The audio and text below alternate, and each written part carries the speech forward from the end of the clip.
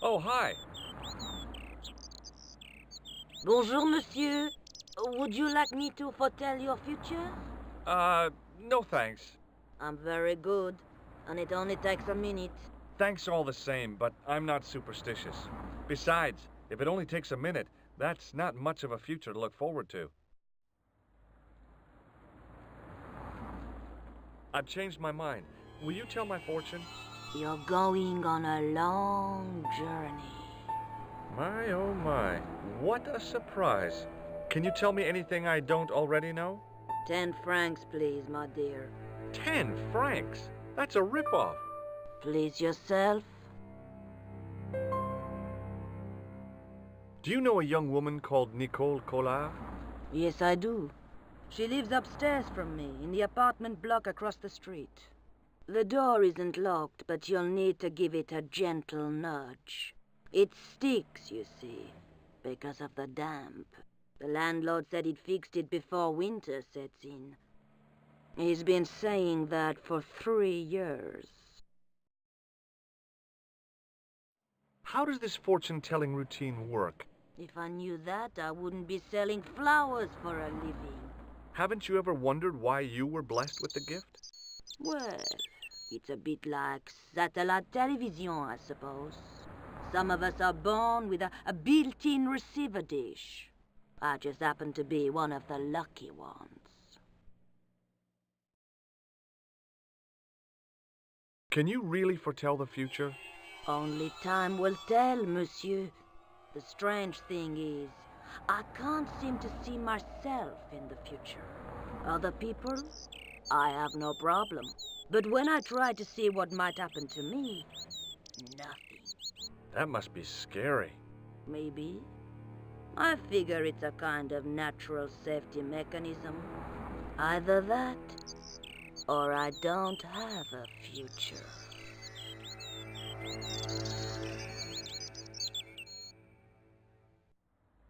How long has Mademoiselle Collard lived here? A few months. She's in for a shock when the cold weather comes. Drafty windows, insufficient heating, it's a struggle to keep warm. The only reason I stay is because the rent is cheap. Your young lady, she deserves better. I thought Mademoiselle Collard was a successful photographer. Not as successful as she makes out for all her fine clothes.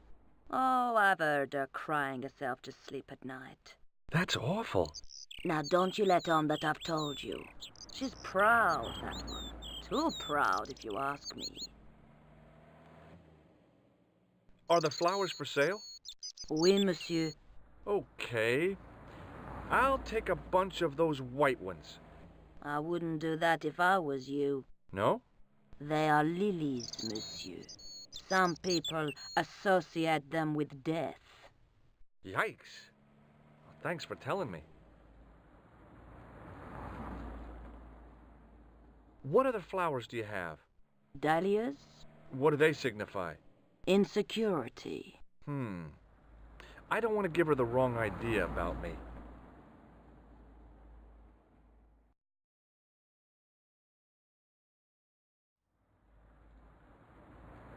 What about the tall yellow ones? Those are iris, the flame of passion.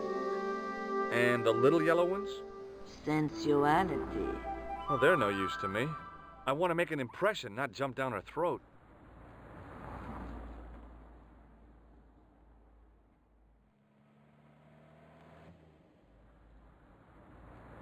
See you later. That's right, monsieur. You will.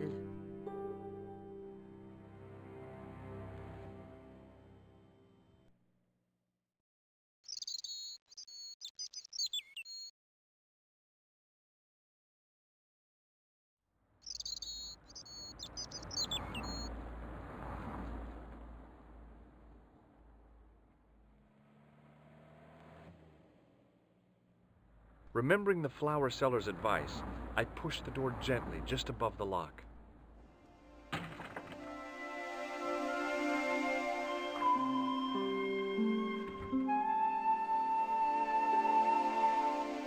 Bonjour.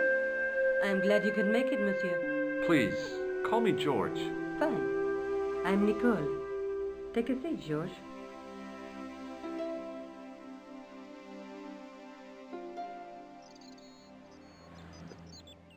Eh bien? And what have you been up to? I've been exploring the sewers beneath the cafe. I thought I could smell something bad. The clown used the sewer to escape and to change out of his costume. I guess he was in a hurry. He left his jacket behind. And? I got his tailor's phone number. You had better luck than I did. Luck, she said. Luck! Hard work, I'd call it. What happened? I took my photographs to the editor, but he wasn't interested. Can you believe it? He told me to drop the story. But you're not about to do that. Oh, no. I am going to find out what's behind these killings. You know what I think? It's a conspiracy. The police in 3 different countries have kept very quiet about the murders. The press don't connect them at all. They blame them on political, religious, or militant minority extremists. Well, that covers just about everyone.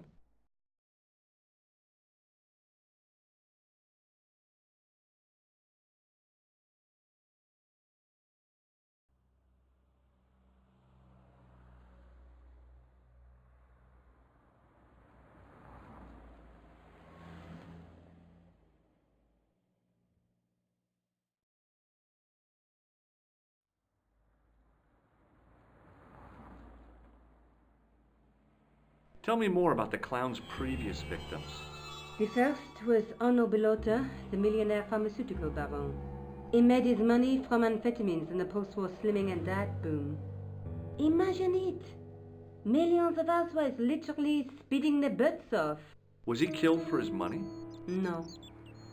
He had no living relatives, and his fortune went to the orphanage where he'd grown up. The only witness in the case was his Filipino au pair. She swears he was lured to his death by a snowman.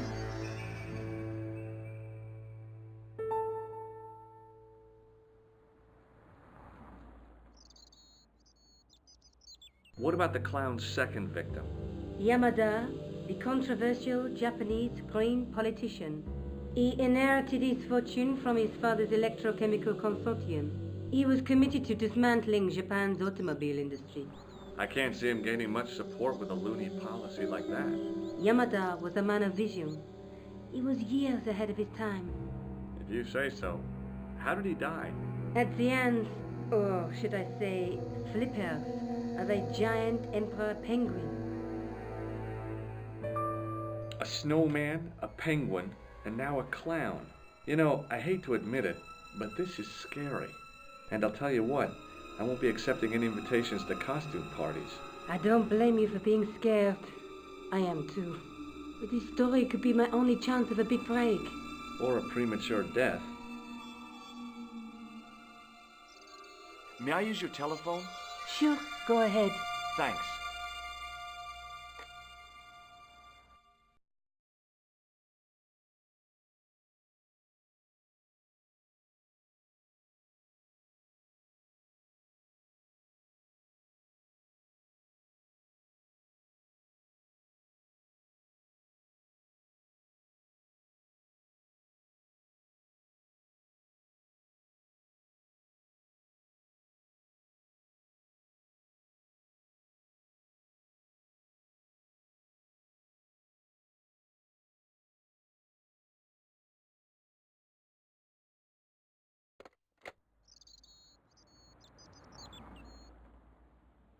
I found a piece of material near the cafe.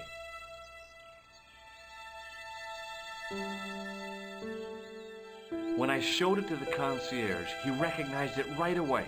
It's very distinctive, all right. Just wait until you see this. I developed the film I shot at the cafe. Here, George, it's an enlargement I made. Look what that guy's wearing. Checkered pants. The same material as I found in the sewer. That's right. This guy shouldn't be difficult to find. Oh no? Take a close look at his left cheek. A scar. In the shape of a horseshoe. Oh, a crescent moon.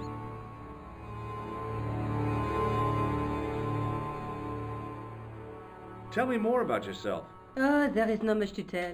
Well, how did you get into photography? I guess I owe that to my father. He bought my first camera. I was 8 and my parents had just split up. Did you live with your father? Yes, my mother went off with her new boyfriend. I don't mind. Papa was all I needed. 4 years later, he died in a plane crash. Ah, I'm sorry. Well, it's all right. I don't mind talking about him. He was more like an older brother, really, always joking and laughing.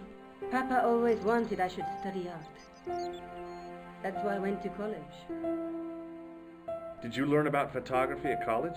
Oh, God, no. I couldn't afford the materials. We were billed for everything we used, paint, canvas, paper. Most of my year turned to minimalism. It was cheaper. I used to go poaching in the park for squirrel hair. The only time I wasn't hungry was the term I did printing. I used to eat the potatoes. You're making fun of me, aren't you? Oh, no. Do you have a boyfriend? That's none of your business. I found this false nose in the sewer. Hey, what's this inside it? The contents of someone's nose? Don't be cross, George. It says La Risée du Monde. Masks and costumes. It's a costume shop near the Gare Saint-Lazare. I'll check it out. Maybe the owner remembers who hired the clown costume. Why don't you put it on, George? No way am I wearing this. I'd look really stupid. Besides, he might have had a cold.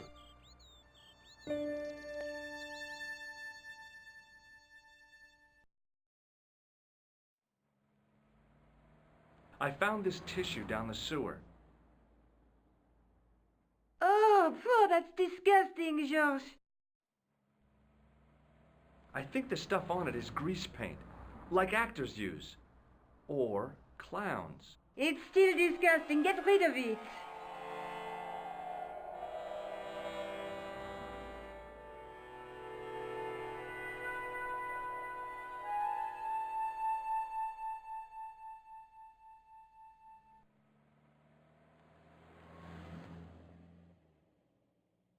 This is the tool I used to get into the sewers. Fascinating, George. You're not interested, are you? Oh, of course I am. I think it was very brave of you to go down those sewers. Yeah? Well, it was kind of scary, but, well, I had a job to do. How come you enlarged this photograph of me? Because I noticed the guy behind you, of course. May I use your telephone? Sure, go ahead. Thanks.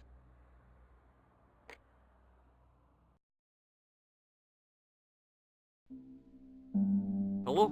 Who is this? Hi, my name's George Stobart. You don't know me. Correct, Mr. Stobart. I don't. What can I do for you? Well, I'm trying to trace one of your customers. Could I maybe come over and talk to you? No, that's not possible. Oh, okay. Forget it. Listen, all I want is a name. What are you talking about? Who are you working for? I guess you might say I'm acting in the interests of truth and justice. Ah, thank God. I thought you were the police. There are innocent lives at stake, Mr. Todrick. Lives that you could save. You're collecting for charity, yes? No, I'm not. All I want from you is information. Go on. I'm listening. What do you know about the clown who bombed the Café de la Chandelle Verte? I don't have no idea what you're talking about. You're cool, Todrick. But I think you know more than you're saying. I don't know who you be, but sure I am you don't know what you're talking about. I don't know if you're saying that to make me think you don't know what I mean, but, oh, this is ridiculous. Quit playing games with me, Todrick. I tell you, I know nothing about no clown.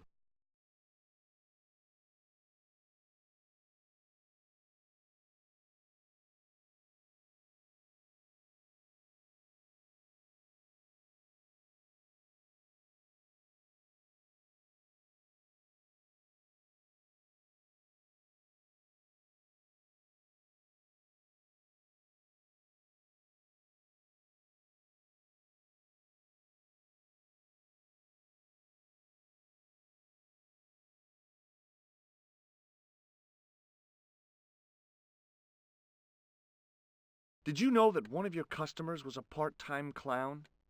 If a guy feels happy with a funny nose and custard down his pants, what's the problem?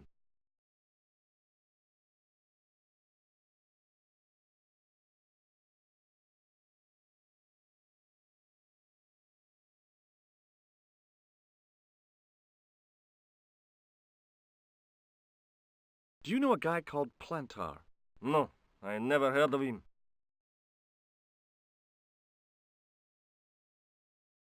Shall I tell you what happened to Plantar? How he was killed in cold blood? I told you, I never heard of Plantar.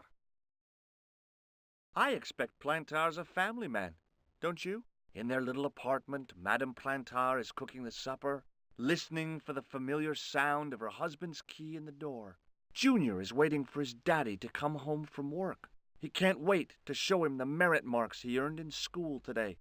Only tonight, Monsieur Plantar won't be coming home. You forgot the puppy. Huh?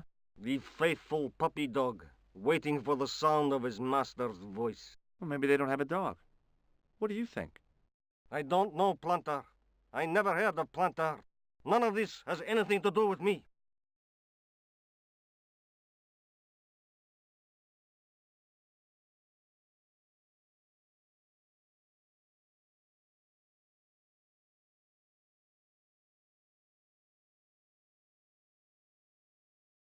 Did you make a suit for a man with a scar on his face? A scar in the shape of a crescent moon? Maybe. Maybe not. Tell me where I can find him and I'll leave you alone. And if I don't, I won't leave you alone. I can't tell you anything unless you give me his name.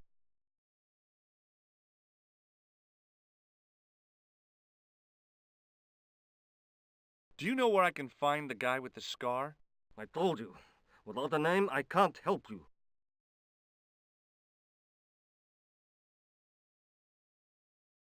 Thanks for nothing, Todrick.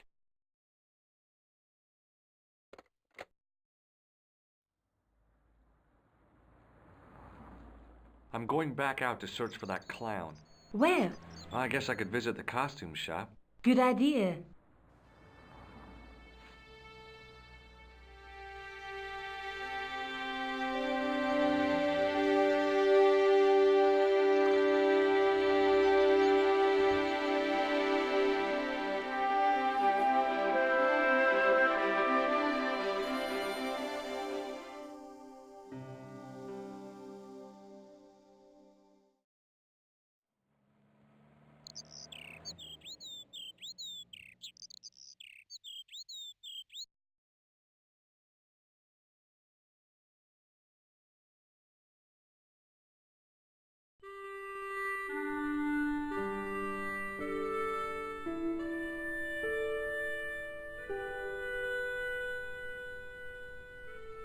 Excuse me.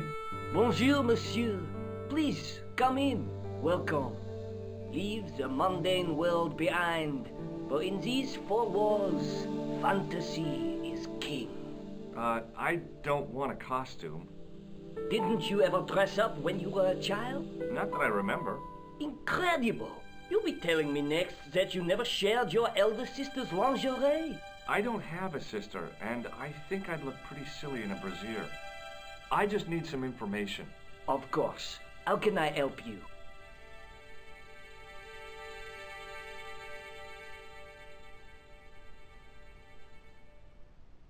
Do you want this red nose back? Not after it's been worn, thank you.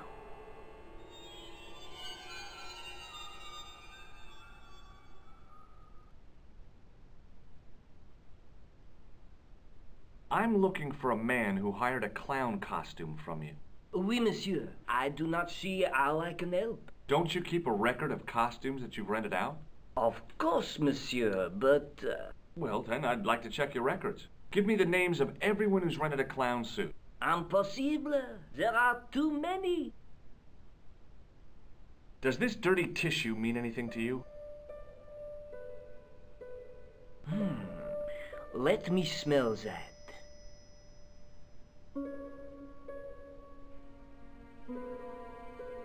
Bestheimer's number 7 white pancake. theatrical grease paint, right? Oui, monsieur.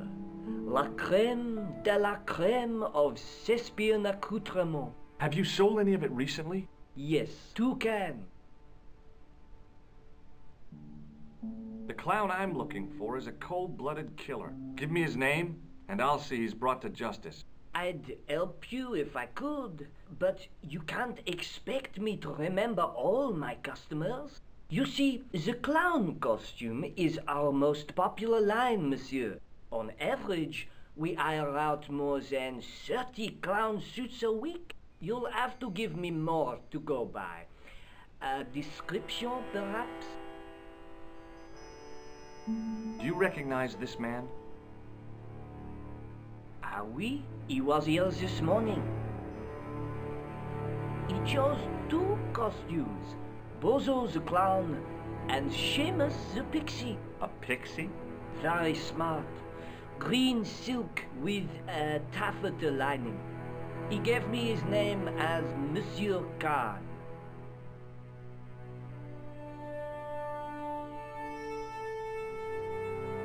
Do you want this red nose back? Not What does this tool mean to you? nothing, monsieur.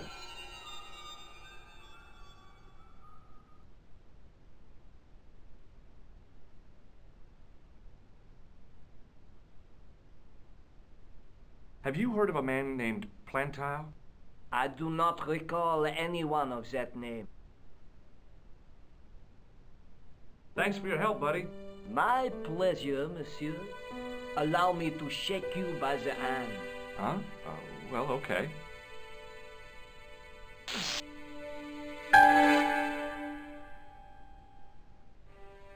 What are you trying to do, kill me? You did not find it amusing? I never saw the funny side of electroshock therapy.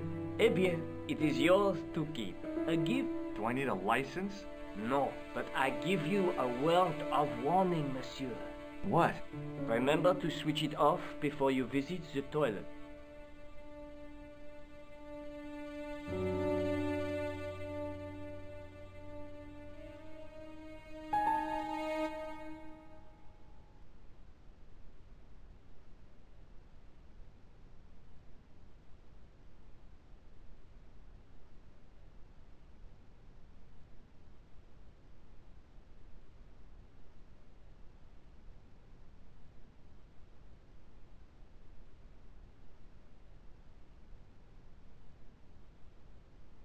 It was the soggy tissue I'd found in the sewers. It was the shaken shock buzzer I'd been given by the man in the costume shop.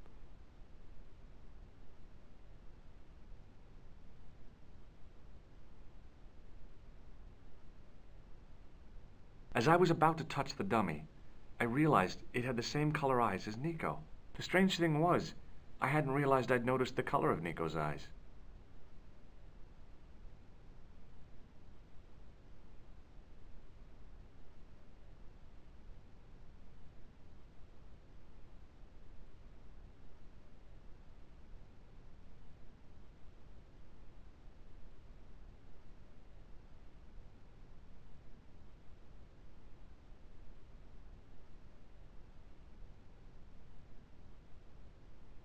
As I was about to, the strange thing was, she reminded me of a girl I dated back in high school. Come to think of it, the dummy had more personality. She reminded me of a girl I'd come to think of it.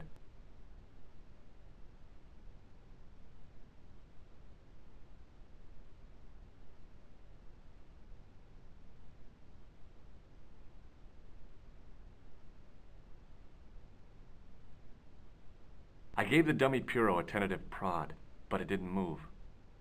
The dummy wore a traditional Puro costume. At least, I guess it was a dummy.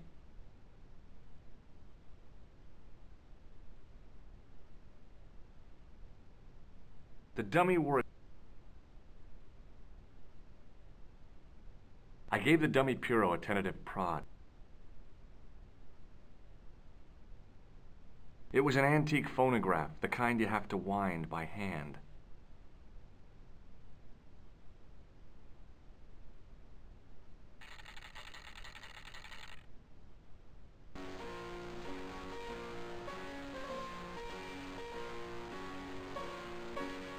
Excuse me. Oui, monsieur.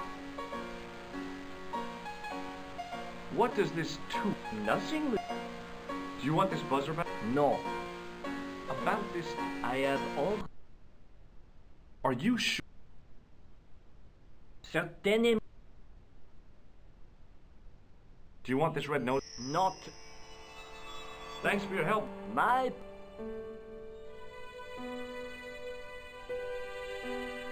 As I was about, the strange thing was, I hadn't realized I'd noticed the color of Nico's.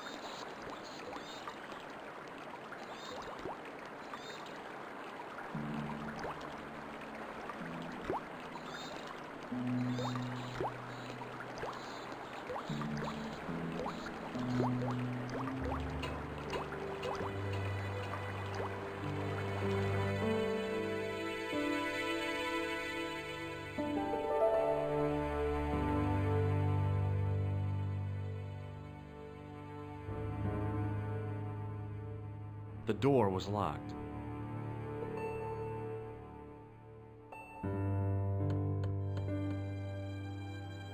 Hello again. Yes, Inspector. Did I show you this tissue? We miss you. Shake my hand. You're joking, aren't you? Nothing personal, but you... This is what I use. I have one just the same as that, monsieur. No, don't. Oh, it is Nah, forget it. just trying to be... Do you recognize the man? Yes, I do. It's that villain I told you about.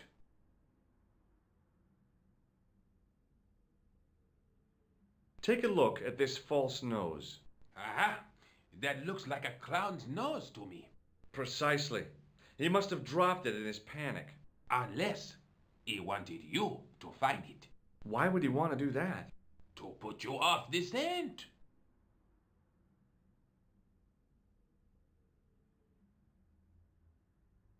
I have to be going. Good luck, Inspector.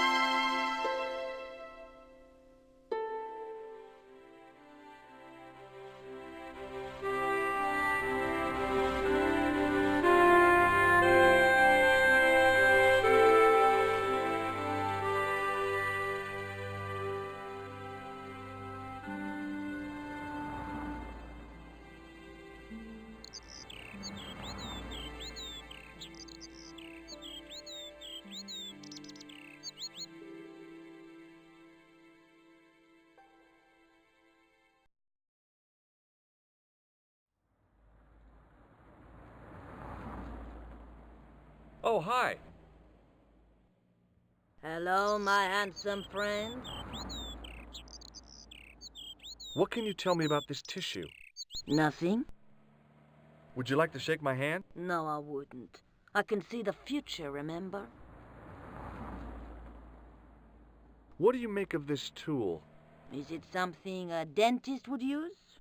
No, it's for raising manhole covers. Formidable. Do you recognize the man in this photograph? What a hunk. He's a killer. I can see that. His eyes say it all. Do you recognize this nose? No, monsieur.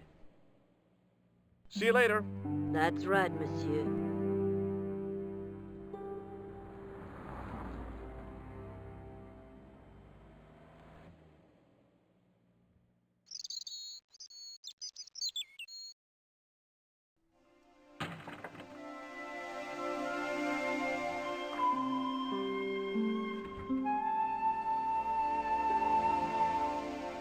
Salut, George.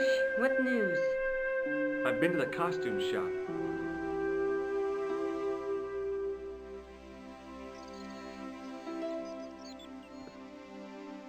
Yeah, I like it.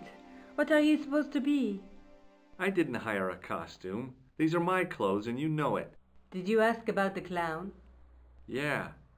He used the name Khan. He hired 2 costumes, the clown and a pixie. Then we're one jump ahead of him. How do you make that out? He probably plans to use the pixie suit next time he kills. Oh, God, don't let it be me. I don't deserve to die at the hands of a pixie. Don't be silly, George. That won't happen. Oh, no? No, because every time you see a pixie, you're going to run like hell. What are you doing to help trace the killer clown? Research, George. Yeah? You have a copy of the clown's yearbook? I have a telephone and lots of contacts. Oh, well, did you find anything useful? Not yet. I'm employing my first and most useful weapon. What's that? Patience. Oh, I've heard of that. Isn't it a substitute for decisive thinking? Have you found out any more about the murders? Well, it may be nothing, but both the clown's victims visited Paris earlier this year. When? The second week of July. They were both here at the same time. Did they meet? I don't know, but I can't imagine it was coincidence.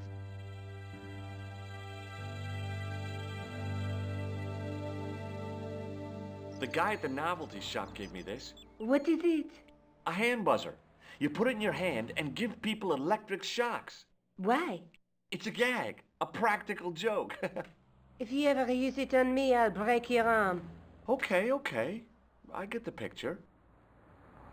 Did I show you this tissue? Yes, George. Do you want this photograph back? No, you keep it. This is the tool I... Yes. I showed you the red nose, didn't I? Yes, May I use your telephone? Sure. Thanks.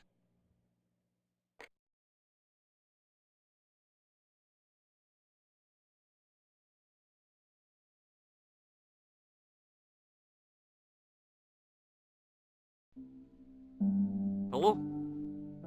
Mr. Oh, I found out the name of the guy I'm looking for. is that so? Yeah, it's Khan.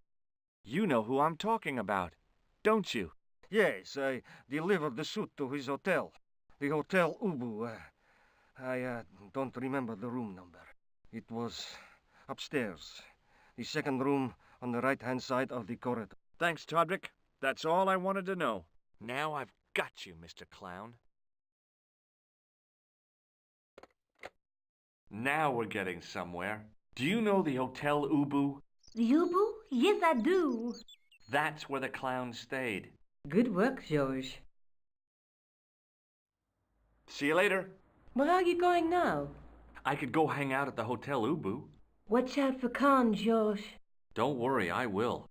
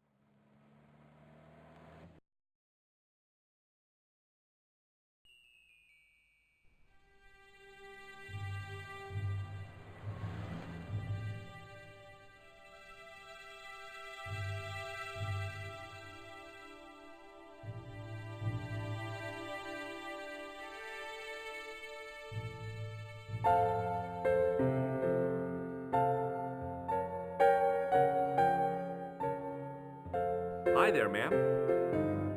Well, hello. What can I do for you? I'm looking for a man. You disappoint me, my dear. For one foolish moment I thought, but never mind. Aren't you going to tell me your name? George Stobart, ma'am. How sweet! I once had a stable boy called George. I am Lady Piermont. The common reaction is to kneel and stutter, but it's not obligatory. A real lady? I mean, you're an honest-to-God aristocrat? Oh, I don't know about that. Few of my ancestors are honest, not even to God. I can trace my family back to the Normans, but don't let that intimidate you, George. Beneath that impressive pedigree, I'm just flesh and blood. The blood may be blue, but the flesh is the plump beef of old England, so to speak. You appear distracted, George. Is there any way I can help you?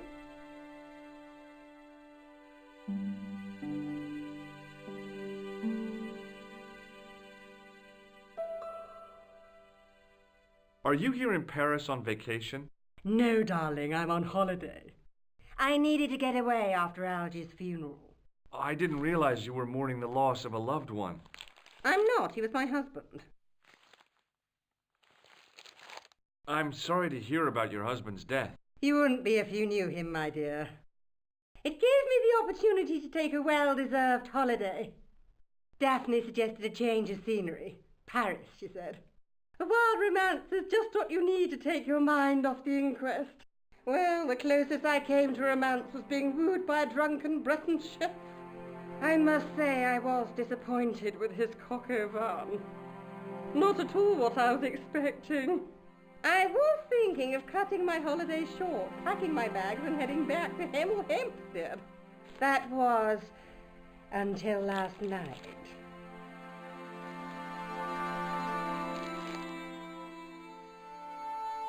What happened to you last night? I was stricken, Mr. Stobart. Cupid's arrow has cleft my bosom. They couldn't really miss. It was just as I'd always imagined it should be. The intimacy of candlelight, romantic music tinkling across the room, and then a stranger's glance. Those brooding eyes, that suave manner, those tight trousers. He was the man I'd been waiting for all my life. I'm glad he finally turned up after all these years. Ah, but it wasn't to be. He was merely toying with my affections. And if I ever catch up with him, he's dead. Who was the guy who led you on? His name is Merlin.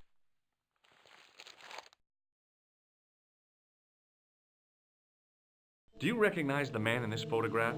My God, it's him! That's Merlin! She represented everything I loved about the English. The lady was totally deranged. Merlin? You mean King Arthur's wizard? Good heavens, no! Monsieur Merlin is a fellow guest. He's the man I've been telling you about. That's the man who spurned me.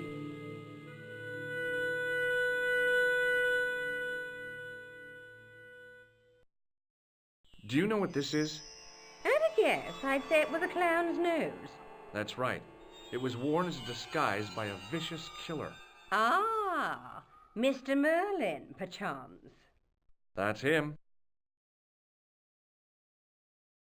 The man you know as Merlin is a fake. What do you mean, sweetie? He's a murderer. He also uses the name Khan. I am shocked, Mr. Stobart. Shaken. I took him to be a gentleman, a man of honor. Do you know, I'd rather like to assist you in stitching him up.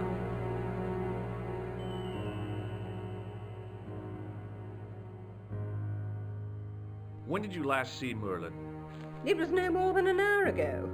He came downstairs and spoke to that clerk chappie. Something passed hands. I couldn't see what exactly. A briefcase? No, smaller than that. A bundle of papers, perhaps. The clerk put it in the hotel safe and Merlin went out. Are you sure you saw Merlin putting documents in the safe? Yes, darling, positive. I wonder what they were. Obviously something of great importance. Yeah, I'd sure like to get my hands on whatever it is. I'll bet they had something to do with Plantar's briefcase. Has Merlin returned to the hotel? No, he hasn't. Are you going to search his room? If I could get in there, I would. Does this tissue mean Good God, no. I just thought the smell might be familiar. Please, darling, put it away. I'm no shrinking violet, but that object makes me feel quite queer. Would you like to shake my hand, ma'am? Now, George, there's no need to be so formal. We met as tourists, and I want to keep it that way, despite the enormous social gulf between us. Can you think of any use for this tool, ma'am? Oh, I can think of someone I'd like to use it on.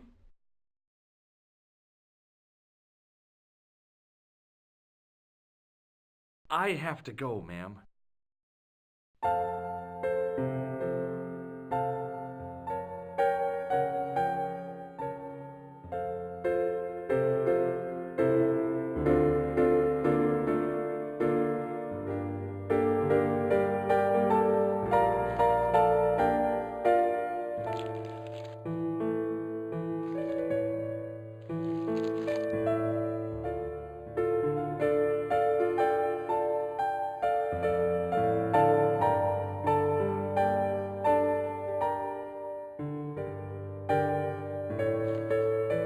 Excusez-moi, monsieur. What? You were trying to steal that key, no? No way.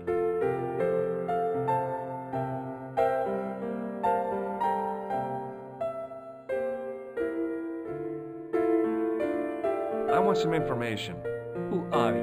The police? I'm conducting a private investigation. Ah, I know only too well what you mean. That is one of the drawbacks of the catering business. When people book into an hotel, they leave their morals at home, no? I'm looking for a man who dresses like a clown. This is a highly respectable hotel, monsieur. There are no clowns here. If you say so. Do you know a man named Plantar? No, monsieur. About the key hanging on the hook over there. Oui, monsieur. Which room is it for? Number 21. Is that room taken? No. The guests checked out this morning. I'd like to check into room 21. That is not possible. How come? You said it was vacant. It is reserved for another guest. Rats. No, monsieur. Dutch. I'd like to retrieve something from your safe. Ah, oui, monsieur. May I see some form of identification? Like what? A driving license, perhaps? I don't drive. Your passport? I don't have it with me. I could show you my operation scar. I'm sorry, monsieur. I must have some form of unique ID. You won't find a more unique ID than my scar. I'm sorry. I must insist on a more traditional identification. Rats.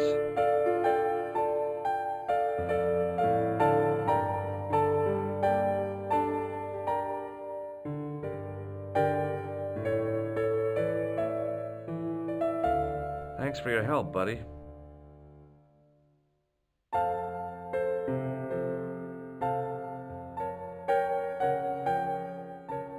Excuse me, didn't I see your picture in the news?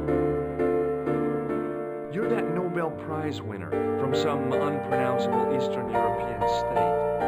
Yes, that is me, in person. I don't want to worry you, but have you had any threats on your life? You know, mysterious phone calls, letters made up of headlines cut from the newspaper. I don't know what you're talking about. Have you seen a clown? I beg your pardon? The clown. A guy in funny pants. Have you seen him? My pants are from England, Marks and Spencer. They are a pleasure and a comfort to wear, with much support. I'm real glad to hear that. You know, it's good to know you Nobel Prize winners are human too. In my country, the people make do with string and egg cartoons. For pants? For everything. Oppression is the mother of ingenuity.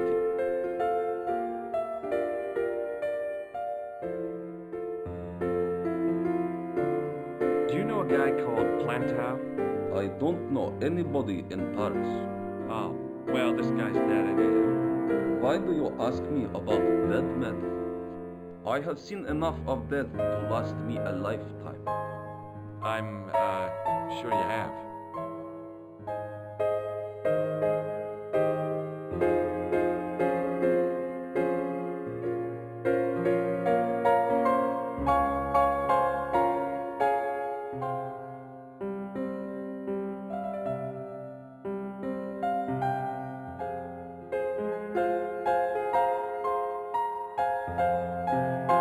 Thanks for your help. Goodbye.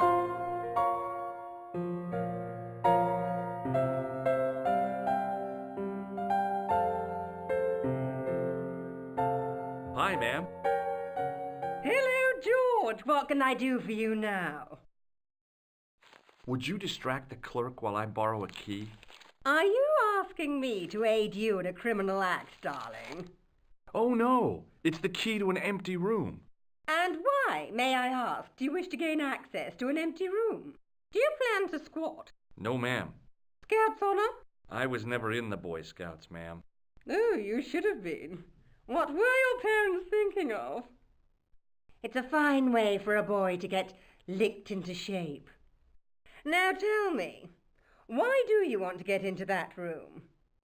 I'm hoping it's the key to Merlin's room. Well, how can I refuse?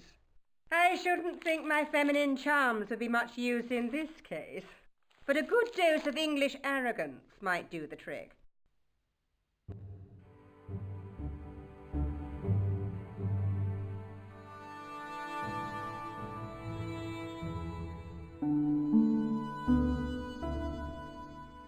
I say, you there, flunky? Oui, madame. Listen carefully. You do understand English, don't you? But of course, madame. Good. I wish to deposit some jewelry for safekeeping. I understand. Are you quite certain? Oh, bien sûr, madame. Over to you, my dear.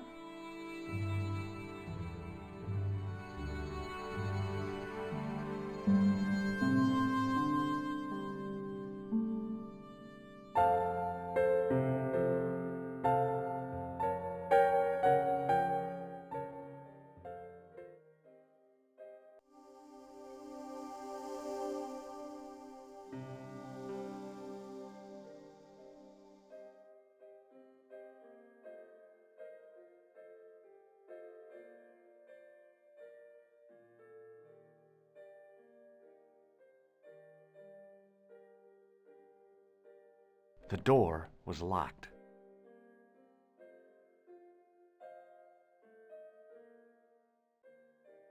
Maybe it wasn't the right room, but this was the right key.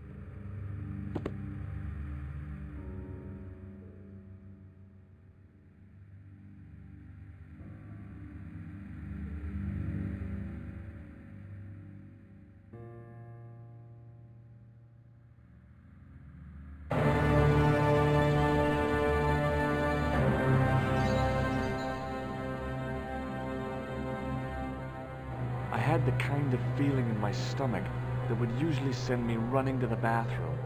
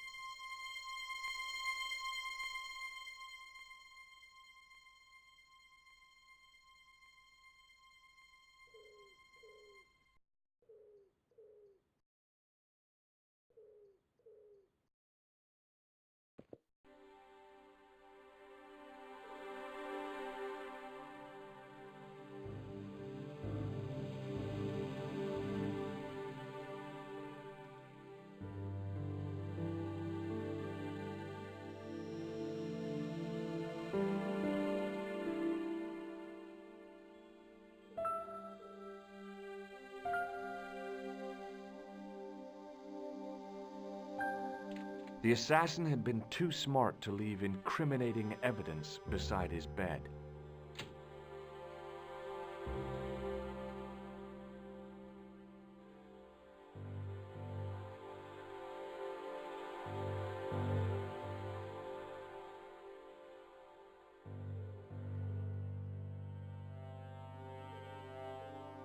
I couldn't believe my luck when I found two items in the pockets of the pants.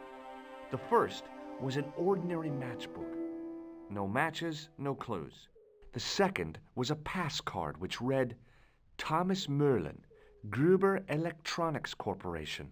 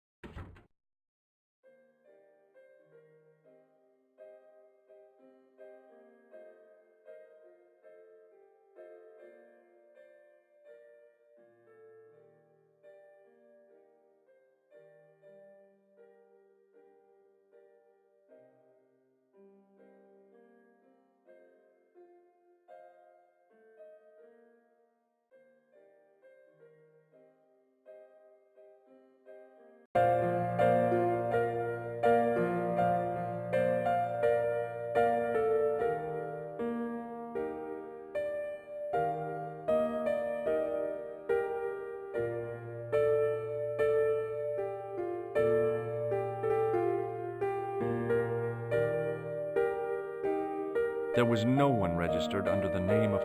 If the killer was staying here, he'd used a different pseudonym. What now, monsieur?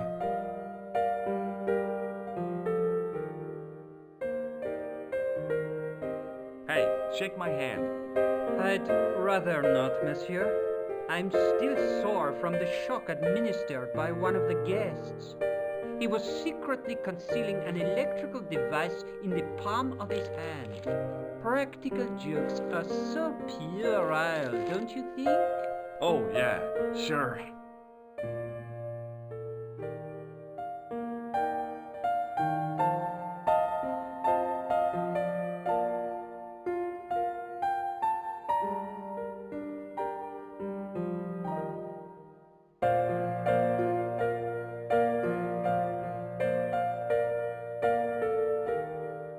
Does this pass mean anything to you?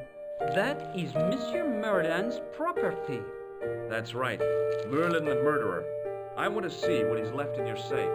Impossible.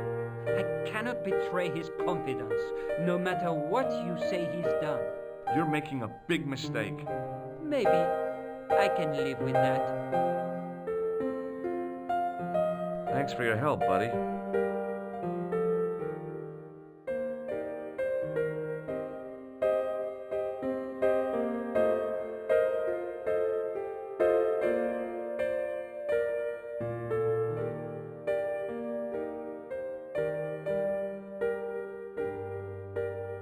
Hi, ma'am. Hello, George. What can I do for you now? I got the key. Thanks for your help, ma'am. I found this pass in Merlin's room.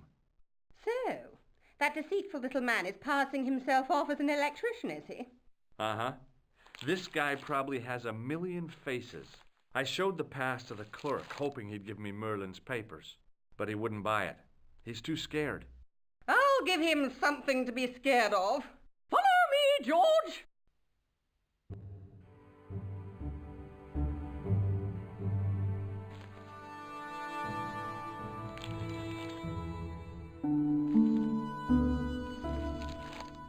Did you place a package from Merlin in the hotel safe? I did, madame. And did my friend here show you Merlin's identification?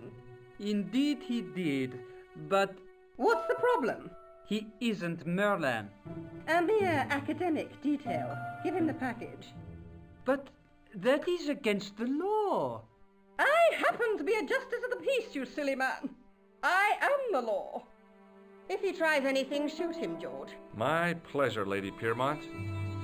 One moment, please.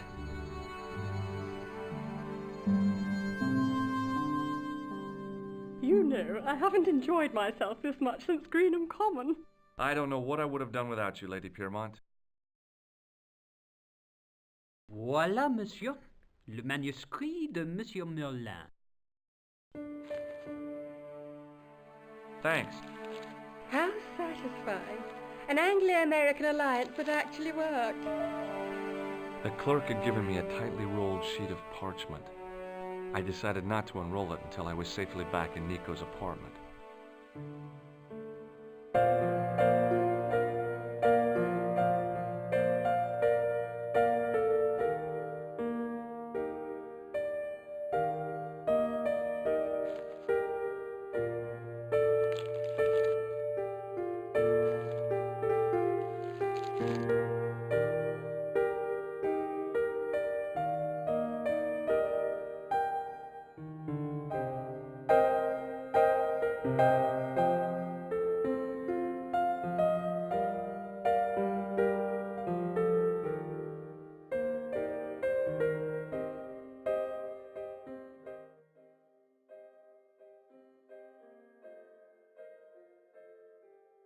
The door was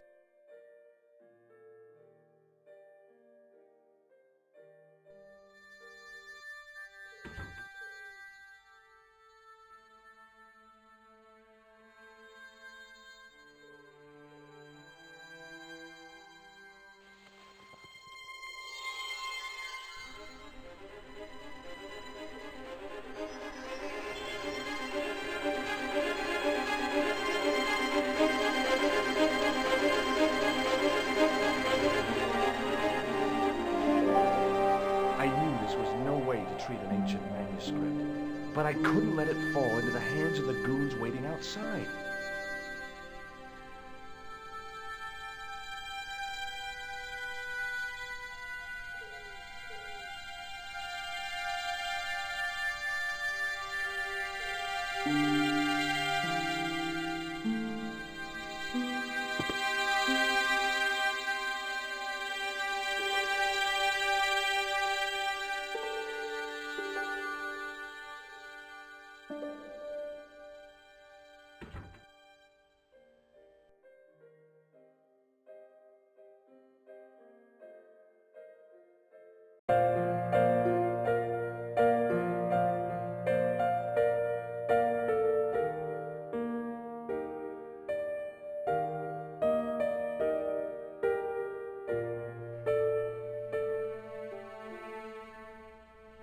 Just a minute, monsieur.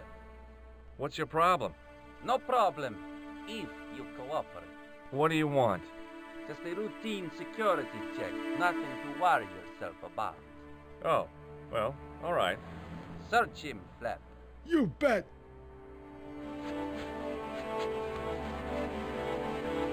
Hey, knock it off. Get off, you big ape.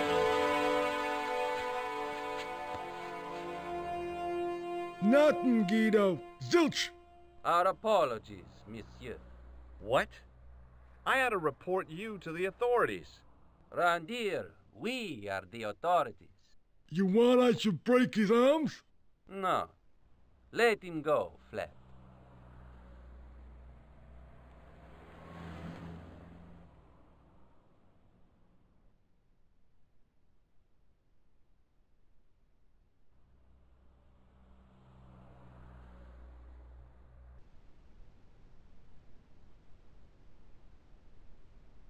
If the manuscript was what Flap and Guido were after, they were going to be disappointed.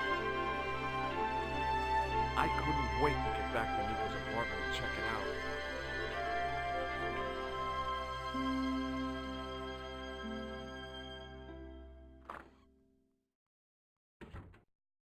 You're just not going to believe what I've found. It's not another part of the clown's costume, is it?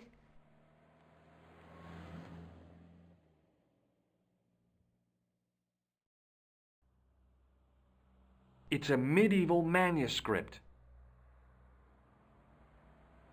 Khan left it in the safe at the Ubu. It's incredible. Is this what he took from Plantark? It could be, which means it's worth enough to kill for.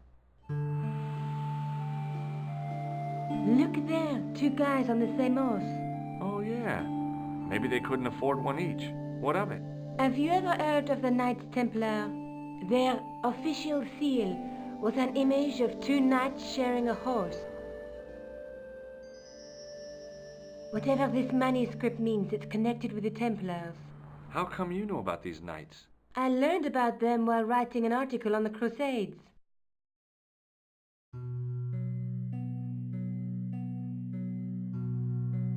This guy, named Hughes de Payen, arrived one day at the court of King of Jerusalem. He offered to protect the Christian pilgrims from the displaced Muslim armies. The king would be able to guarantee safe transit to Christians in the Holy Land.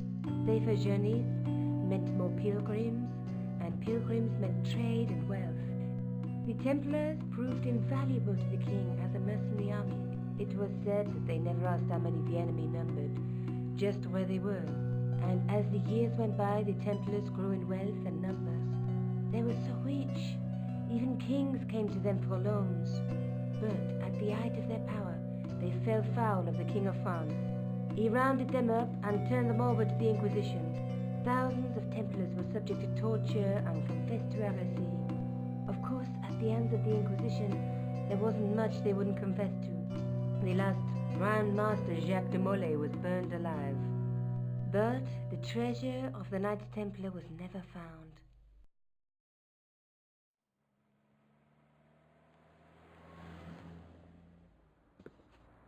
Jeez. So the treasure is hidden, waiting to be discovered?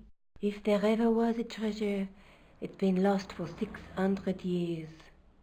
Anyway, we're supposed to be investigating a serial killer, not a medieval treasure trove. But maybe that's what the clown and his accomplices are after. Maybe this manuscript is the key. You'd better leave it here for safekeeping. Think about it, George. One guy's already died for it, as you said yourself. Besides, that parchment is fragile. Okay, I'm convinced. You keep hold of it. Let's take another look at the manuscript. Let's face it, we need help, George. Someone who knows about these things. Who do you suggest? Indiana Jones? I know a guy who specializes in medieval studies. His name is Lobino. Huh. Some stuffy old fossil who gets horny over ancient relics, I suppose. Far from it. Andre isn't the stereotypical professor you have in mind. Where can I find this Lobino guy? At the Kroon Museum. I'll give you the address. There's a guy with a sword and a bull. The only mythological bull I know of is the Minotaur, but he was only half bull. I don't think I'd like to be half a bull, even if it was the bottom half. What's that object between them? It looks like a gem on top of a tripod. There's a guy with a sword and a bull between. There's a guy, he's weaving a carpet or a tapestry. Or a duvet cover? It's a clue to a place, I reckon. Somewhere famed for weaving and ships. Where folk live in barrels? It beats copper boxes. A knight with a crystal ball. There's something written on the scroll beside the knight. Yes, but it's written in Latin. Per disciplinam mea lux videbis. By my teachings, you will see the light. You speak Latin? Where did you learn a trick like that? A trick? I studied law, okay? I can read Latin. My, you're touchy. Tell me that again. Through my teachings, you will be enlightened.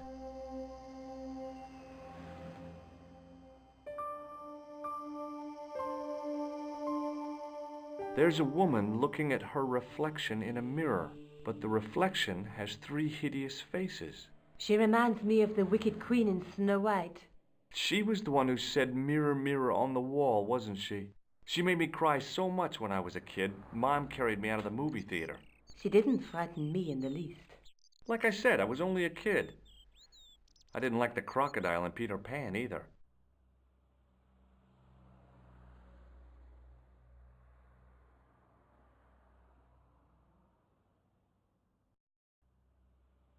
Maybe I'll check out the Kroon Museum. I'm sure you'll find it useful, George.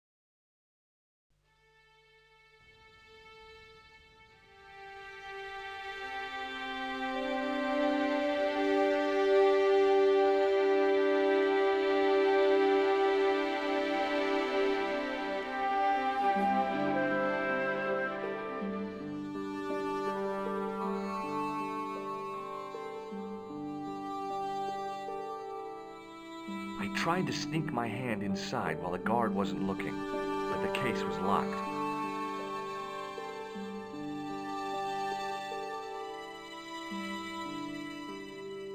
Pardon me.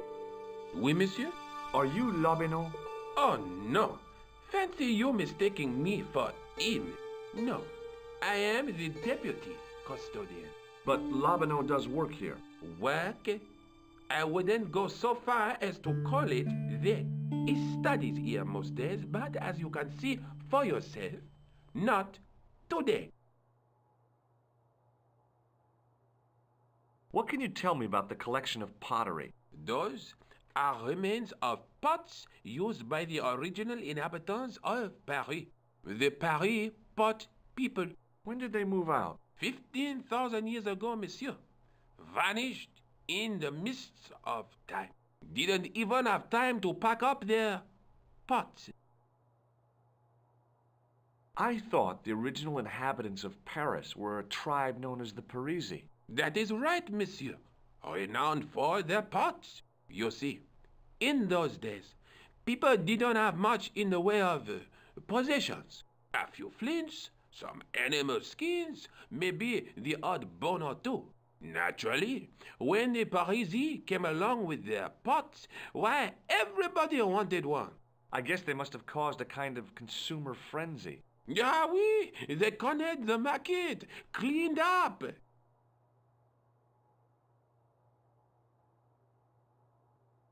You don't know the first thing about those pots, do you? No, monsieur. Do you know anything about medieval manuscripts? Not me, monsieur. I am no scholar, though people often mistake me for one. It is the uniform, I guess. They see the clothes. They are impressed.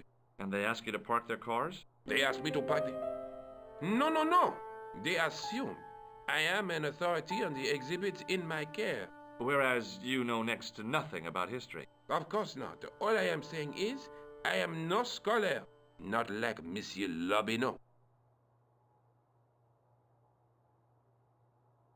Do you know anything about the Knights of the Temple? No, sir. Not a sausage.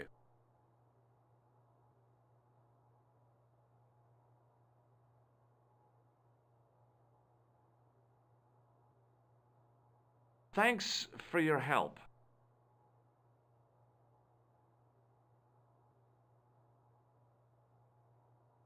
In the case was a spindly tripod, blackened with age and pitted with rust. It was identical to the tripod pictured on the manuscript. A notice identified it as 15th century from Western Ireland. It had been found in Lochmarn at the site of a Knights Templar preceptory. Ireland! What's that? This tripod was found in Ireland. I will have to ask you to keep your voice down. I'm sorry, I was excited.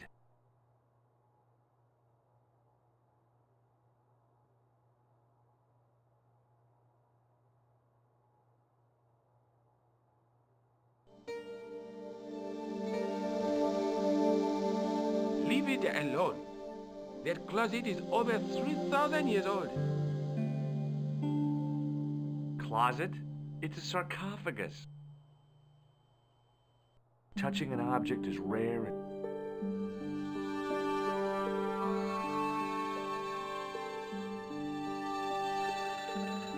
As I reached toward the display case, a shrill piping filled the air.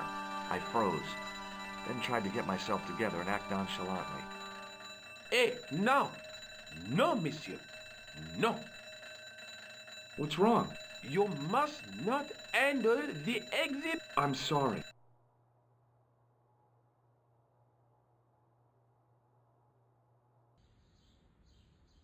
The tripod was definitely the one in the manuscript. The temple connection confirmed it. I was tempted to go to Ireland to check it out.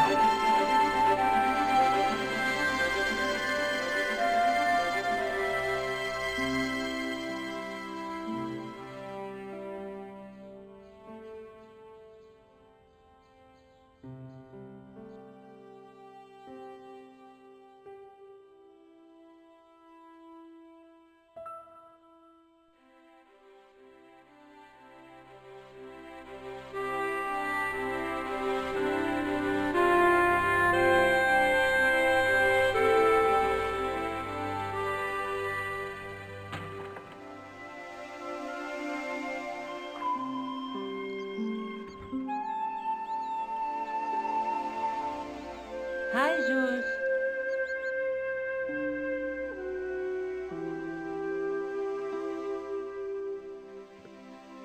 I found the tripod. Where? In the museum. It belonged to the Templars. It was dug up in Ireland at a place called Lochmarn. I have heard of Lochmarn. I read an article about the castle. Take a look for yourself.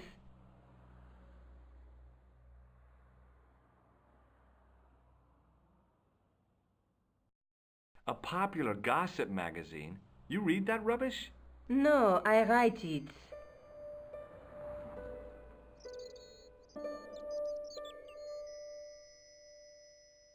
Professor Nigel Pegram, excavating the medieval castle at Lochmarn. That's strange.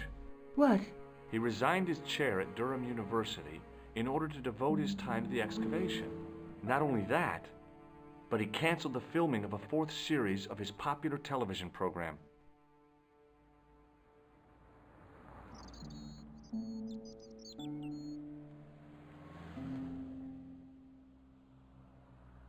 This site at Loch Marne must be awful important to him. He's a professor of history. They're all cuckoo. All the same, I'd like to talk to this Professor Pegram. How do you feel about a trip to Ireland? Disappointed. Huh? That I won't be going. I want to follow up the Bellotta case. If you really think Pegram's gem is important, why don't you visit Loch Marne? On my own? I'm not so sure about that. Where is Ireland exactly?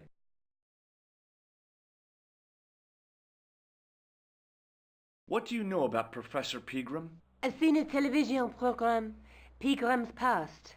He's written a book, The Crusader Families of Ireland. I'll bet he'd be interested in the manuscript.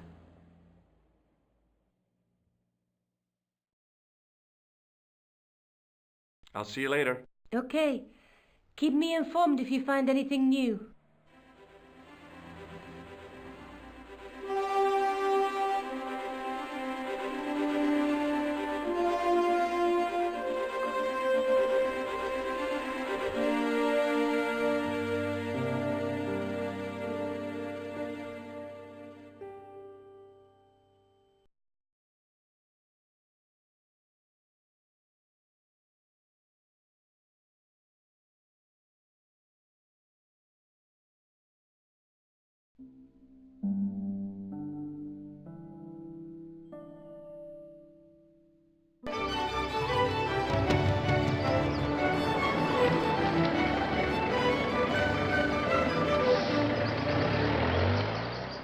Several hours later, I arrived in Ireland, the Emerald Isle. I'd been lucky to get a bus from Dublin to the tiny village of Loch Marne. On the way out, the driver told me there was only one service a day.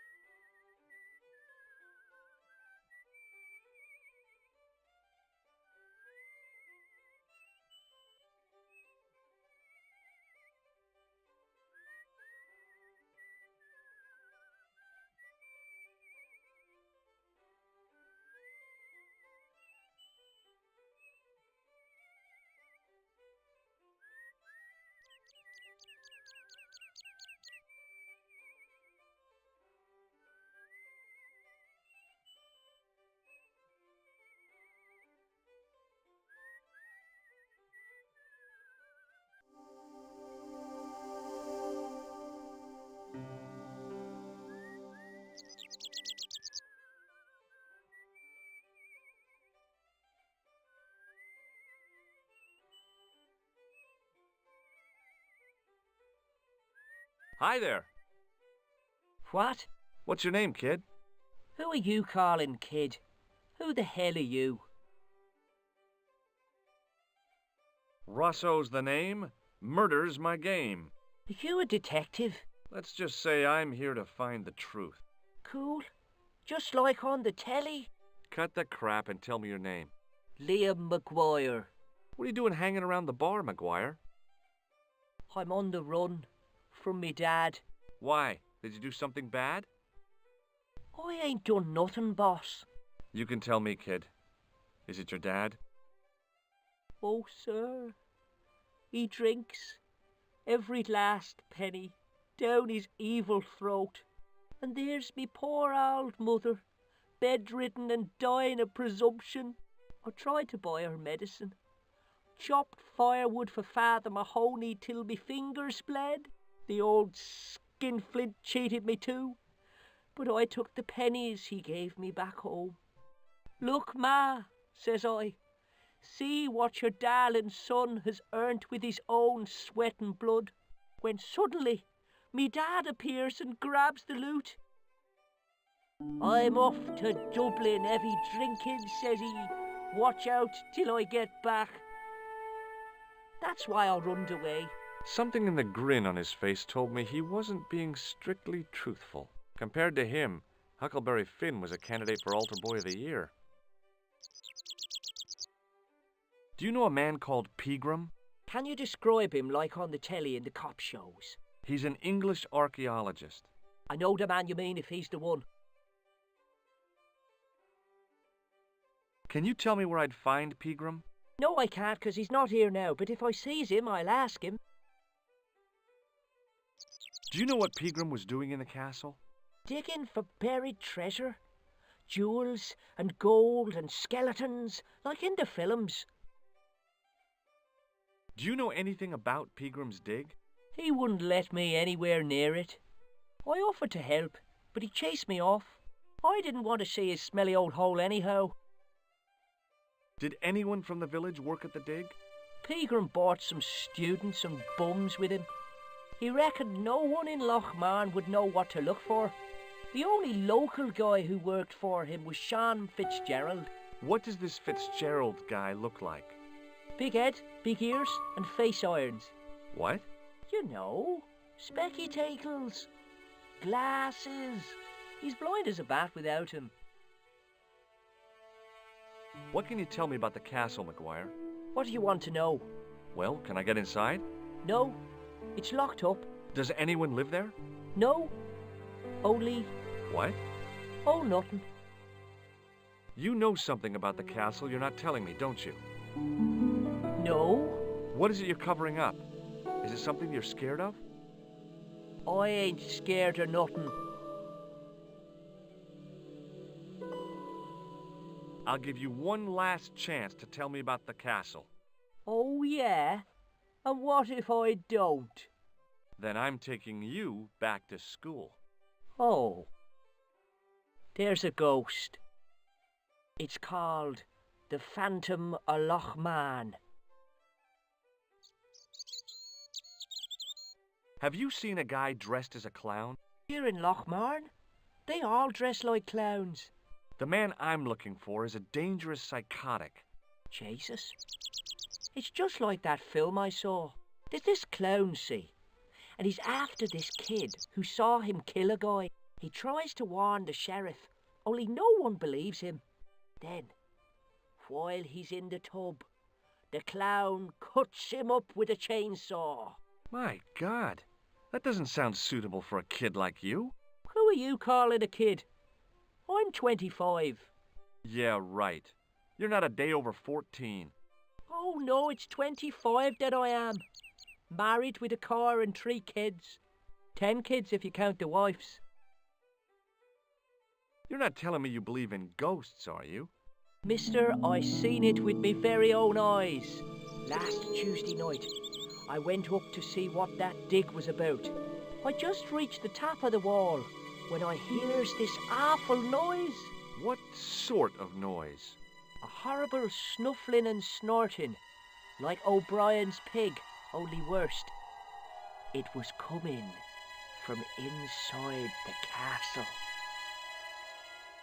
Did you find out what was making the noise in the castle? No fear. I just sat there on the wall like Humpty Dumpty. The moon was cracked and greasy like an old dinner plate. The yard was full of shadows. I could have been hiding anything. I would have gone home, but my legs had lost their stuffing. Did you get to see the ghost? Indeed I did.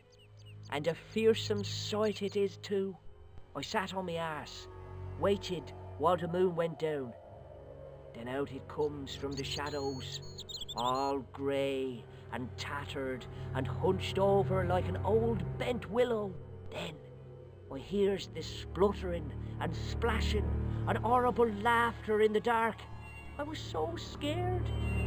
Oh, I fell off the bloody wall. I'm sure there's a rational explanation for what you saw at the castle. There is. The bloody place is haunted. Give me your hand. Get lost. Oh, come on. I just want to show you a little trick. No way, mister. I don't do tricks. Father Mahoney told me I'd burn in hell if I did. I just want to shake your hand, that's all. Oh, all right. Gotcha. Neat, huh? Didn't feel a thing.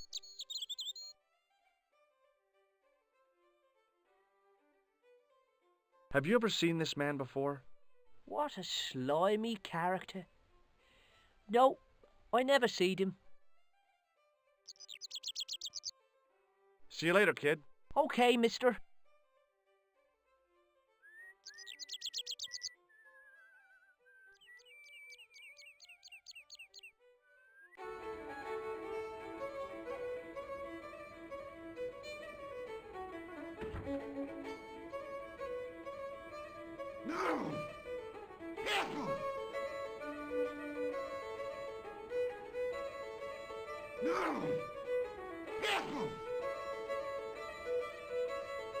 Hi there, old-timer.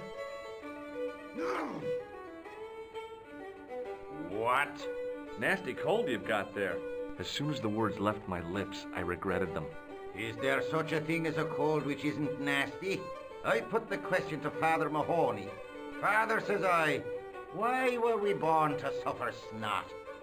What did he say? He said it's my reward for being out all night like a sinner. Pious prig. Anyway, this is no ordinary cold. 'Tis the hay fever. Pollinosis? Thank you. You're not a policeman, are you? Excuse me? Police? No. I'd know it if you were. I'm looking for Sean Fitzgerald. Have you seen him? Never heard of him. Don't you come from around here? None of your business. I didn't ask where you come from, did I? I'm from California. That's your problem.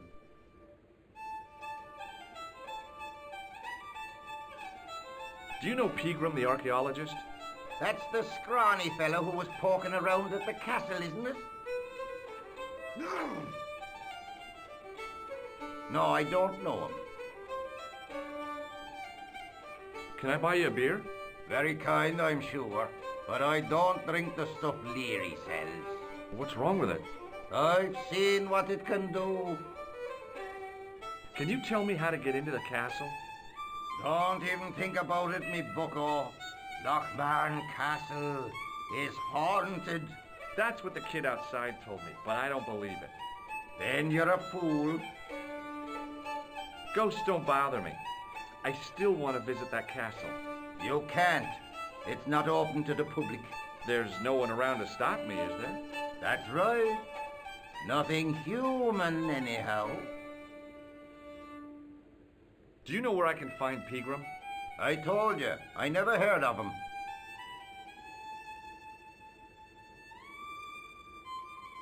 Were you aware that Pegram was conducting an archaeological dig? I don't meddle in other people's affairs. They don't interest me. Have you ever seen the ghost? To be sure, with me very own eyes.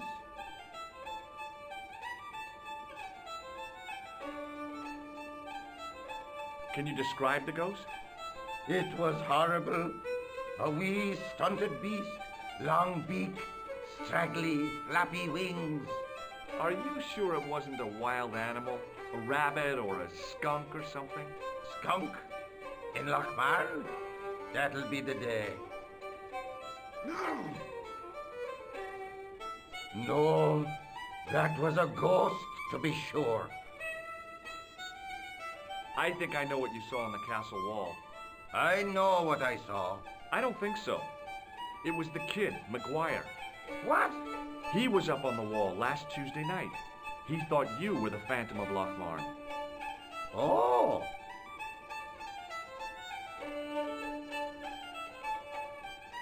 I'll see you later.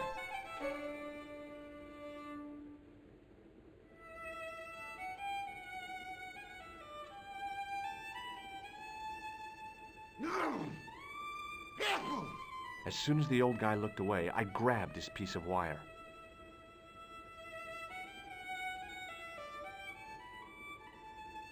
Hello again. What? What's that you're making? It's a necklace, me bucko. Oh, sure. Made out of steel wire? That's right. A necklace for my pretty one. When my little lover peels it round her slender neck, she'll be mine. All mine. If I was a woman, I wouldn't think much of a wire necklace. It's not made for a woman. I've got my sights on tastier dishes than women. Flesh as smooth and tender as a maiden's. Bones as soft and white as a newborn babe's. Rabbit blood. That's what gets my juices flowing.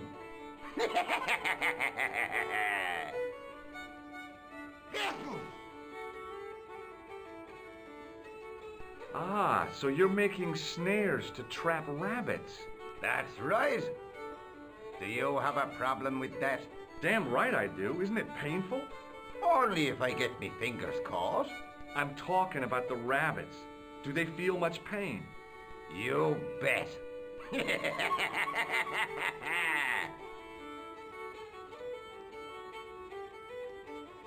I'll see you later.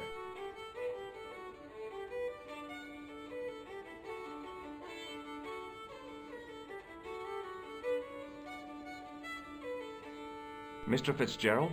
What? I need to speak with you urgently. No!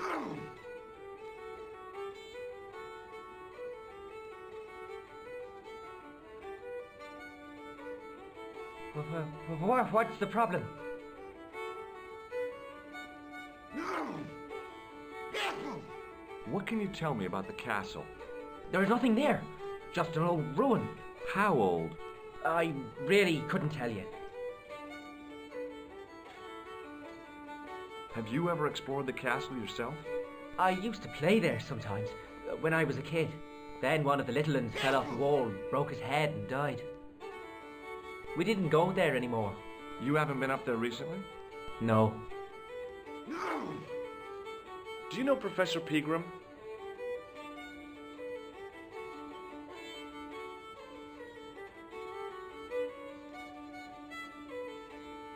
He's the archaeologist, isn't he? That's right. Where can I find Professor Pegram? I heard he's gone fishing. I don't know where. Did you work at Professor Pegram's dig? What gave you that idea? McGuire says you did. You don't believe that damned hooligan, do you? Why not? His probation officer could tell you a tale or two. Have you heard about the gem which Pegram found? I heard a rumor, but you can't believe everything you hear or see, can you? Can I get you another drink? Oh, no, thank you. I shouldn't be drinking at all. I'm on tablets for my nerves. More than a pint and I'll pass out.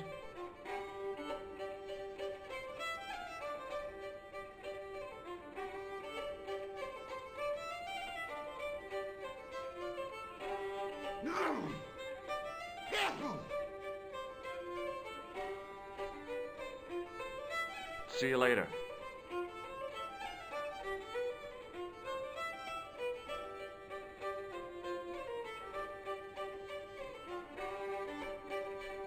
Hello there. My name's George Stobart. Pleased to meet you, I'm sure. I'm O'Brien. Can I help you?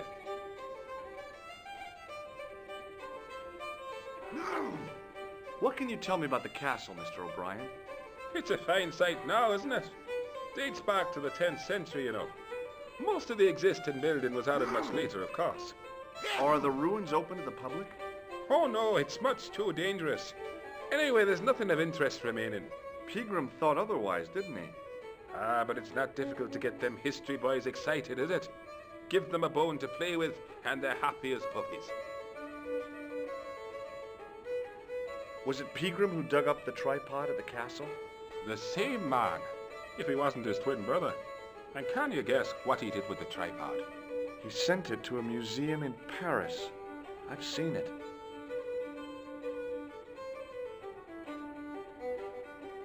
Careful!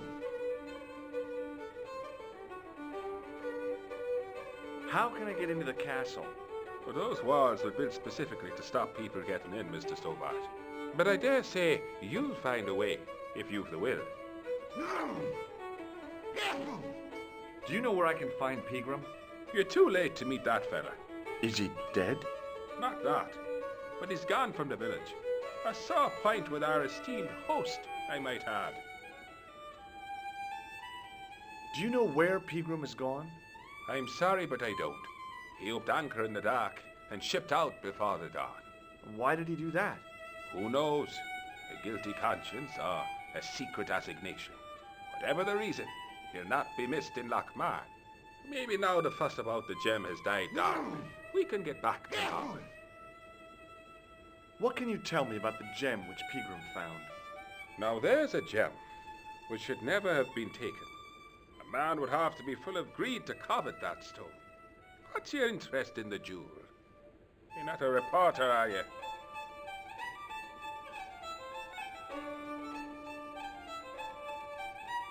Careful!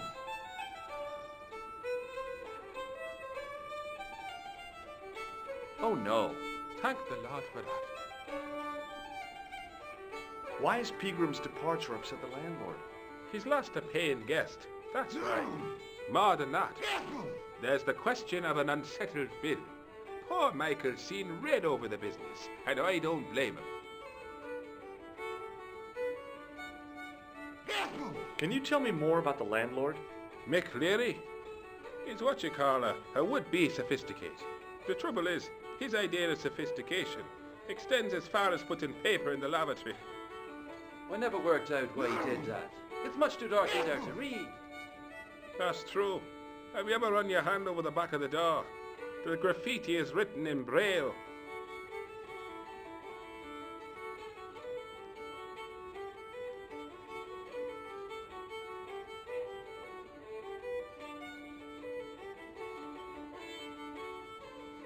I'd like to shake you by the hand, Mr. O'Brien. I'd rather not. You see, I happen to notice that vibrating buzzer in your palm. Goodbye for now.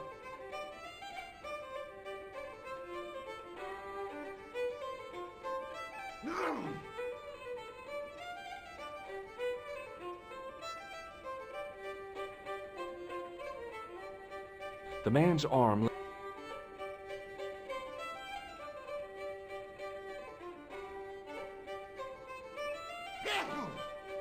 As the man raised his arm to drink, I snatched the towel away.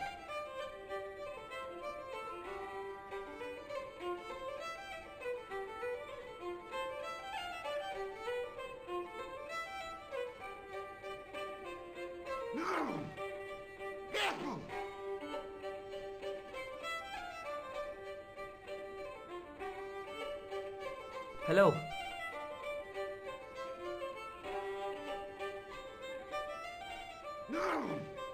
Sorry to bother.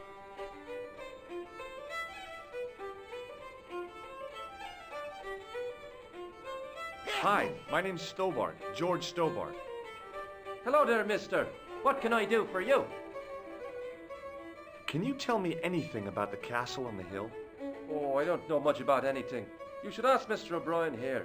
He just joined up writing. Would you be one of them history fellas yourself?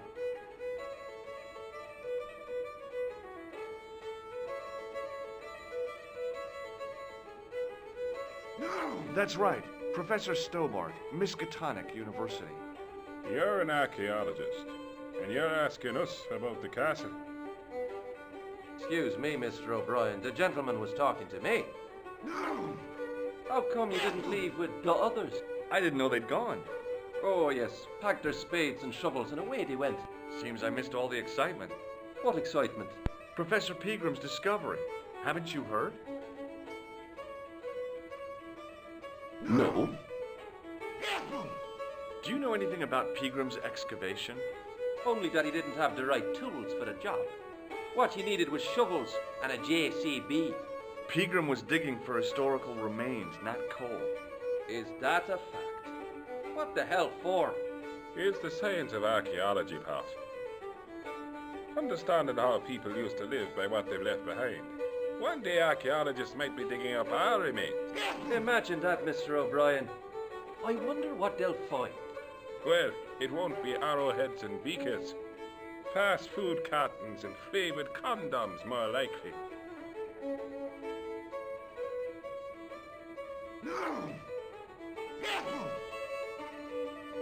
Did anyone from the village work at Peagram's dig? I tried it myself, but that high and mighty history man called me incontinent.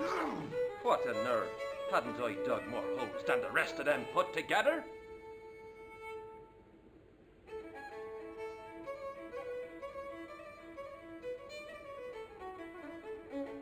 Do you remember seeing Sean Fitzgerald at the dig? Let me see now. I think me brain box needs a spot of lubrication.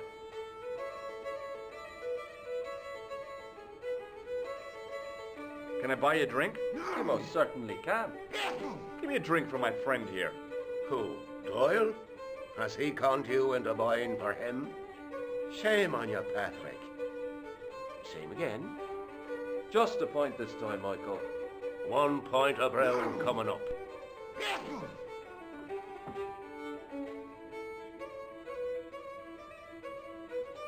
Do you remember Sean Fitzgerald now?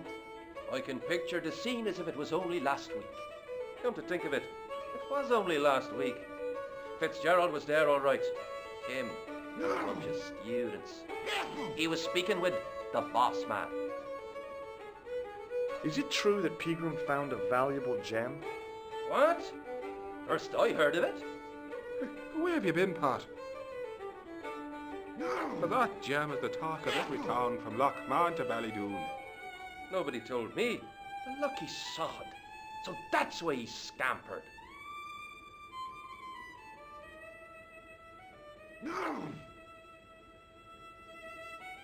Bye for now.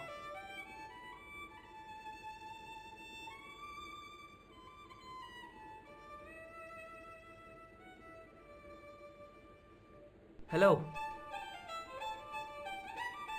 Doyle told me you definitely worked at the dig. You don't believe him, do you? Patrick Doyle is a moron and a scoundrel.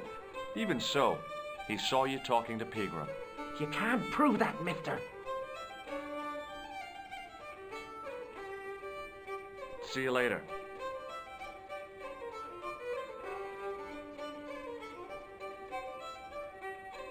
Excuse me, Mr.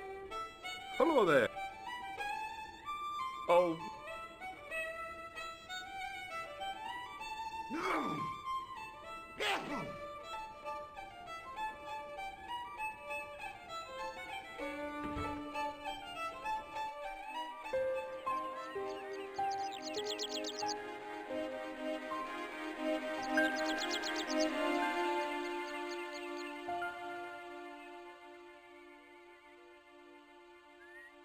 Hey, McGuire. What do you want to know? Are you sure Fitzgerald worked at the dig? Oh, yes. It was him, all right. Would I tell a lie? Well, he denies it. I saw them together only last night. I wish you'd told me that sooner. What were they doing? Pegram gave Fitzy a box. He didn't look too happy about it. I knew it. But how am I going to persuade him to part with it? Break his fingers. Nah, I couldn't do that. I could. Thanks for the offer, kid, but I'll try a more subtle approach. Chinese burns? I heard that Pegram had found a legendary gem. That's right. It's been the talk of Lochmarn all week. You haven't seen the gem, have you? Hell no. I reckon Pegram made off with it. If I was him, I'd go to Amsterdam, chop it up and sell it. He could be living the life of Riley instead of digging holes.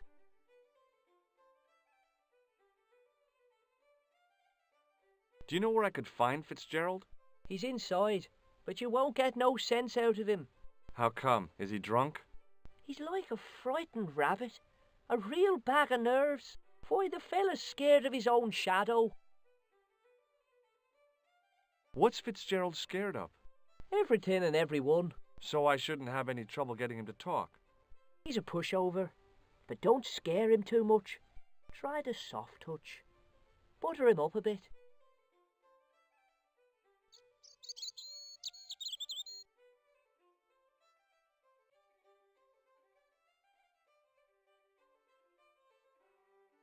See you later, kid. Okay, mister.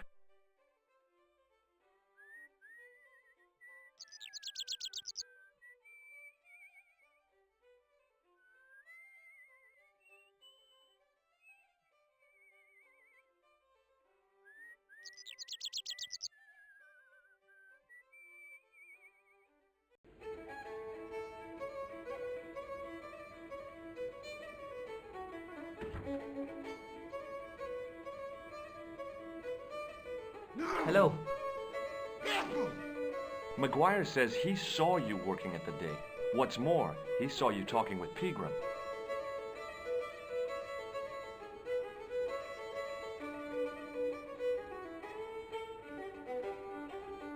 I knew this would happen. I knew I'd get caught. Just my luck. Grasped up by a delinquent and a dimwit. I need to talk to Professor Pegram, if he's still alive. What do you mean? Is he in danger? Yeah, you too, if I'm right. You're not from the Social Security. Hell no. What makes you think that? Well, I was claiming benefits at the same time I was working for Pegram. I'm not in a position to make judgments, Sean. That's between you and your conscience. All I want is to talk to Pegram about the gem. But he's not here. I know that. But he left that package with you, didn't he?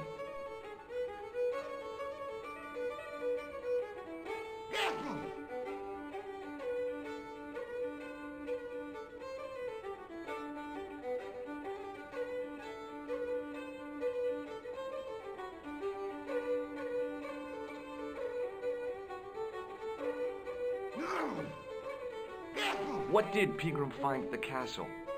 The entrance to an underground chamber. It was filled with earth and rubble, and Pegram had us dig it out. We uncovered a secret room, a hidden chapel. Did Pegram find the gem in the altar room? I don't know. He made us leave and wouldn't tell us why. Half an hour later he came out, white as a sheet he was. He closed down the dig and locked up the castle, sent us all away. From the sound of it, Pegram had discovered more than just the gem. So where did Pegram go? I don't know. I swear it. He came to see me early this morning. Said he was leaving.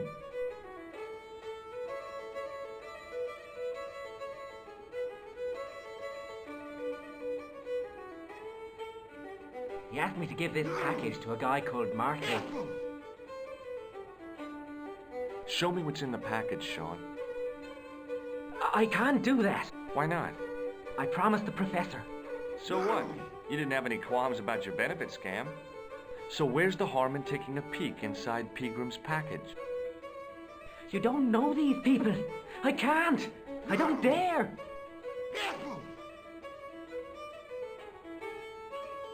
This is your last chance to show me the package, Fitzgerald. I've been patient with you, but now it's time to kick ass. But he'll kill me.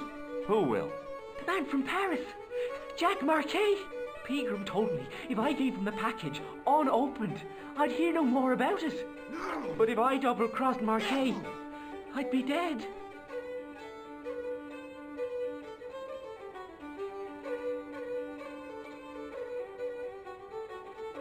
I'll deal with Jacques Marquet.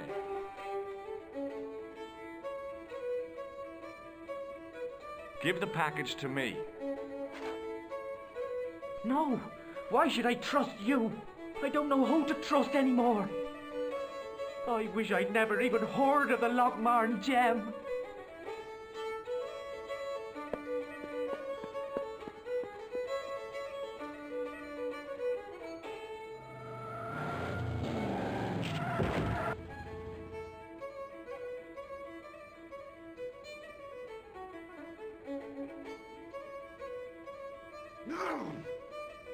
Hey, I just seen a big red... Get out of here, Maguire. Come back when you're old enough. What's the lad howling about? A big red sports car. Sean Fitzgerald's been runned over. Get out! Noisy little tyke. Maybe you should send out some medicinal brandy, Michael. Oh, yes? And who's going to pay for it? Not me. Me too, neither.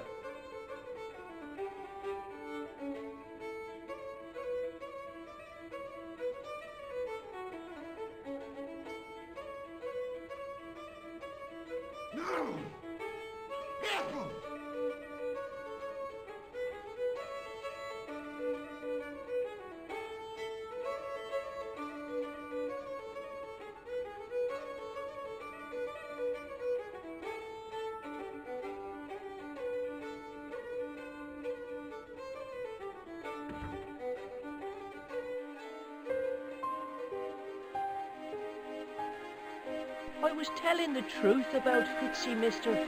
Okay, calm down. Now tell me what happened. I was standing here, minding me own business, when I saw this beautiful red sports car coming up over the hill. "Would you look at that?" says I, and I going over to take a closer look. Next thing, Fitzy comes tearing out of the pub and nearly knocks me on my ass, when the car just flies at him. It was too fast for poor old Fitzy, and hit him an awful wallop. He goes flying up on top. "Jesus," says I thought he was a goner. Next thing, the driver hops out, and I couldn't believe my eyes.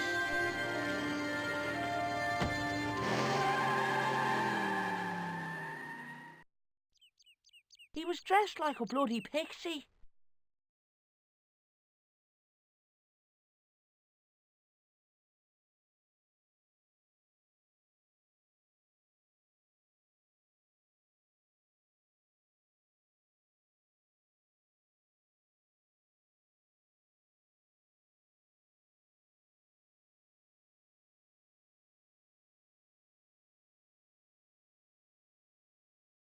Did Fitzgerald drop anything when he was hit? I didn't see. It all happened so fast. Did this pixie have a scar on his cheek? I couldn't see. He was wearing a stupid mask. Are you a special agent? Sorry to disappoint you, kid, but I'm not. See you later, kid. Okay, mister.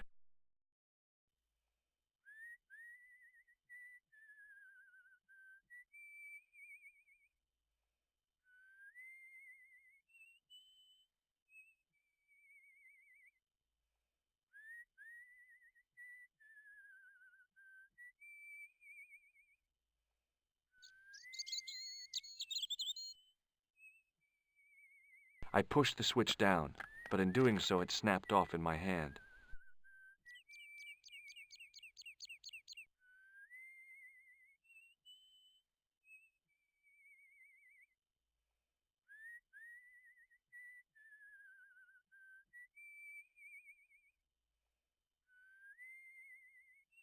It was impossible to return the switch to its original position.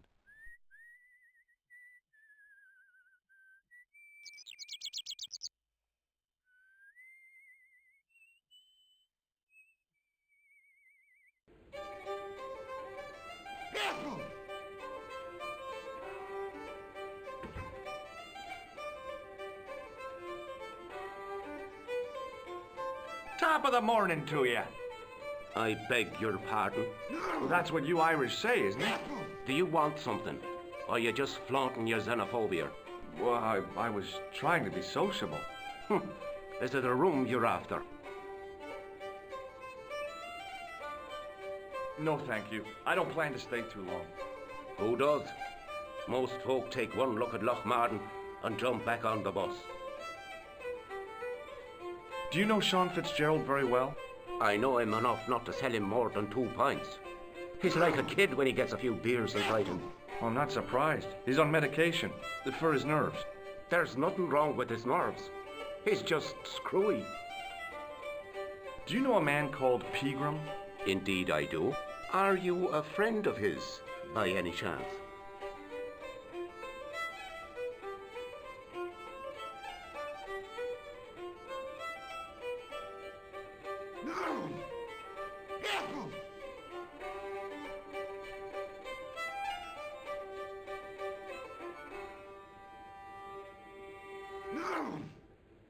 Oh, no. I'm just trying to track him down. Me too. That son of a bitch should be locked away. Did Pegram stay here? That's right. In the best room in the house. That's the one with the bed. Can I see Pegram's room? It's been taken by one of the brothers from the reformatory. They come every year for spiritual refreshment. That's a good one. Their idea of refreshment is a good full of stout. I wouldn't want to disturb a man of God, especially not a big fella from the bad boys' home. I don't blame you, Mick. That brother's got muscles like a muscle man. Have you served any, clowns recently? No. You're the first today?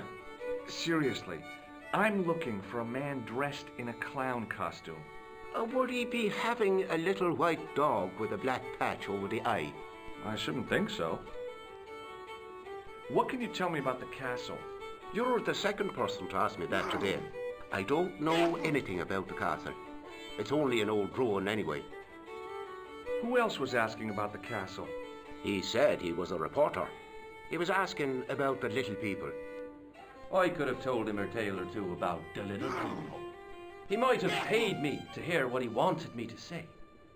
Anyway, I chucked him out on his arse. Good for you, Mick. That's the way to deal with journalists. I'll try a glass of beer, please.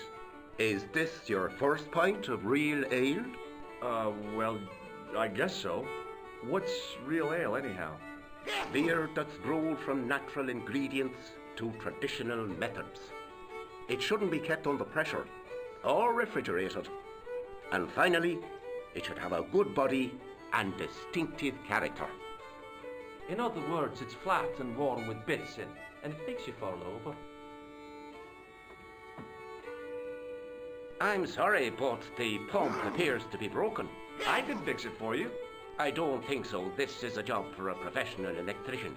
Oh well, at least the glass washer is still working. It's not my idea, is it? It just so happens I'm an electrician. Check out my credentials. Well, now, isn't that marvellous?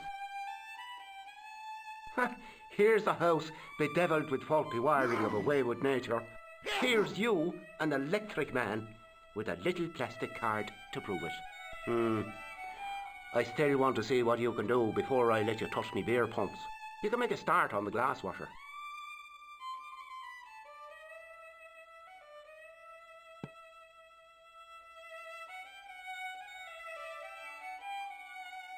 And when you finish that, will you take a look at the pumps?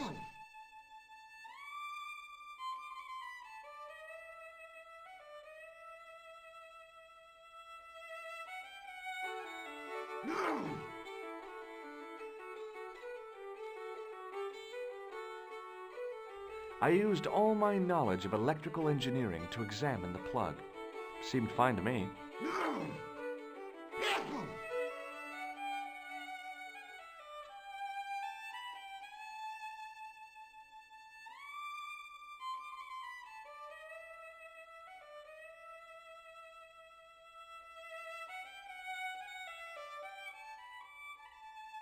I replaced the fuse with a piece of wire. I knew it was dangerous, but I was desperate enough to disregard everything I knew about standard safety precautions. Excuse me, Mr. Leary. I fixed your glass washer, no problem. Bingo! And a blessing to all the saints. A free half pint to that man on the house. Now, could you take a look at the beer pumps? I guess so, but I'm not making any promises. If you can't fix them, I'll have a riot on me hands. The pumps are in the cellar, right? That's right. You'll find a flashlight down there somewhere.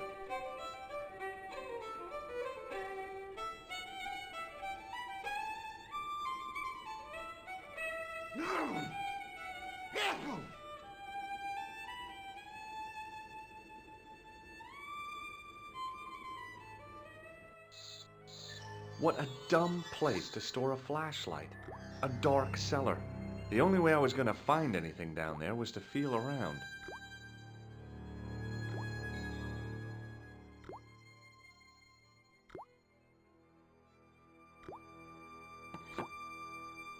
I pushed the lever and heard the grating of metal, but nothing appeared to happen.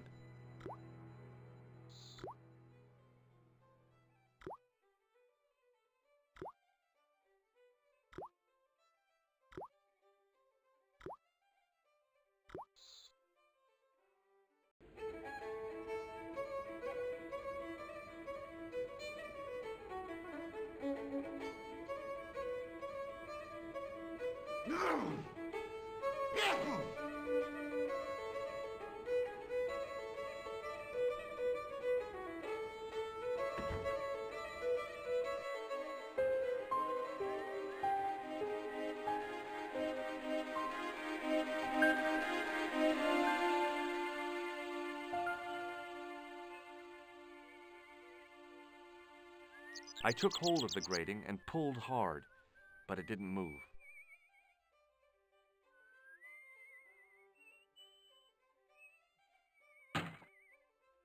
I lifted the trap door, and an overpowering smell of stale beer rose from the cellar below. I looked down on a stone-tiled floor, way too far to jump.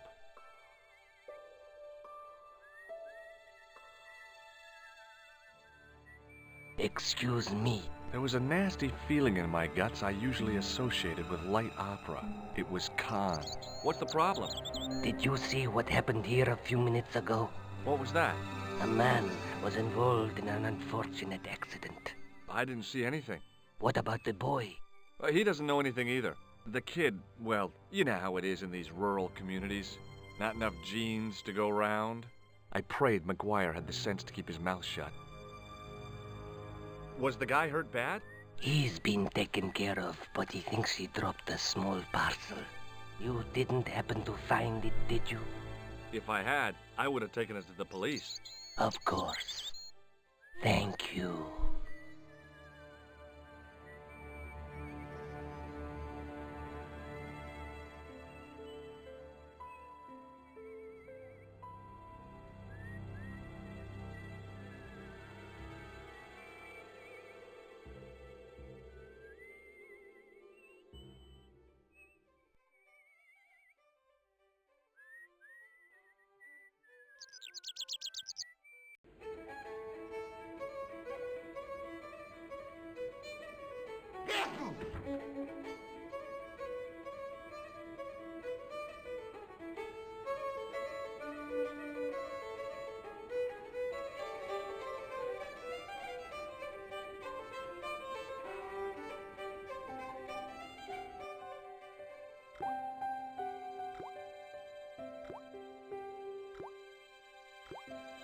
Then I noticed a flash of light, something sparkling beneath the open trap door.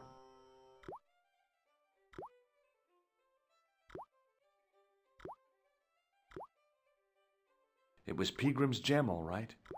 A large, uncut blue stone. As I held it aloft, I realized the fascination it could command. I guess I was already under its spell. Did you find it? What? Whatever you was looking for. Yeah. Listen, McGuire, I want you to keep this to yourself. No problemo. Just chuck us up a crate of lager. No way, you're not old enough. We can sell it and make some cash. Forget it, kid. I couldn't betray Mr. Leary's trust. I could, for sure. That old misery guts deserves it. If you want to do me a favor, keep a lookout for that guy in the suit. Okay. But it'll cost you a packet of chips. Oh, and shout if you see that Ferrari.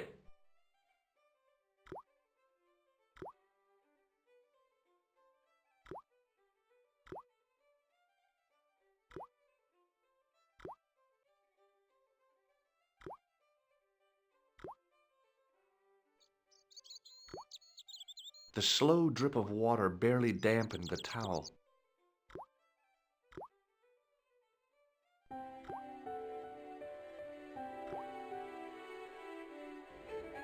No! Careful!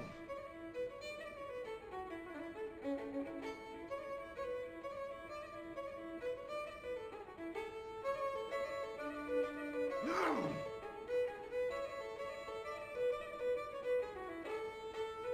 Careful!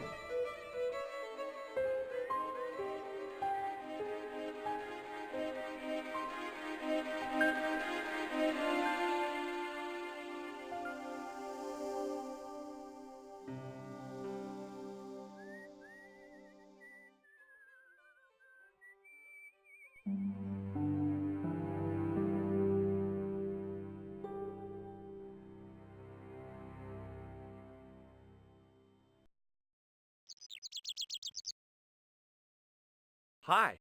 Do you speak English? Well, now, what if I was to say no? An implication of cognizance shrouded in denial. A pretty poser of a paradox indeed. I gave him the look I'd perfected when I was 12 and was going to be the greatest hypnotist of all time. It was a killer. Are you attempting to hypnotize me, or is it the constipation you're suffering? I was a little out of practice. Have you seen Professor Pegram? No, he's packed up and gone. Do you happen to know where? Back in England, I suppose.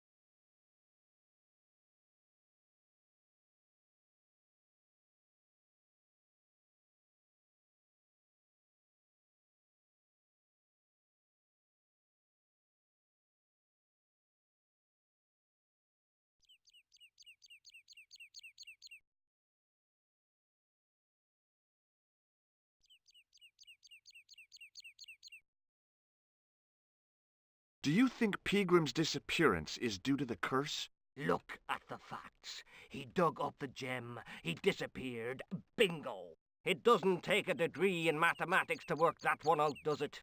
You don't have to be a smarty Pythagoras with a calculator. I guess not. Pegram has run off with the gem. Did you happen to see a red sports car down on the road? I caught a glimpse of a flash of red on the hill and heard the racket. Sure, it was an awful noise. A sports car, you say? A Ferrari, to be exact. A racing car? And what was it doing here? The poor fella must have been lost. The driver of the Ferrari was involved in an accident.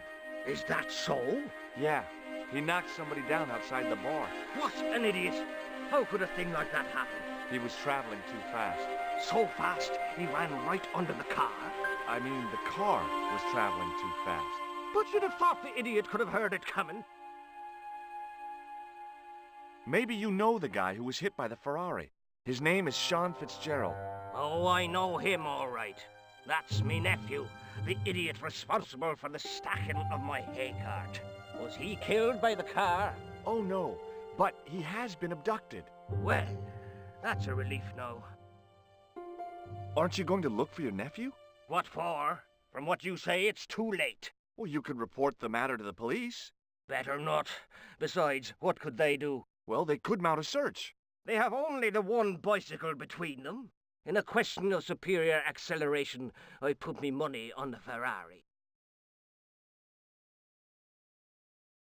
I think you ought to know exactly what Sean has gotten himself into. I'm not sure I want to know. But you're his uncle, his own flesh and blood. You're right, but what can I do?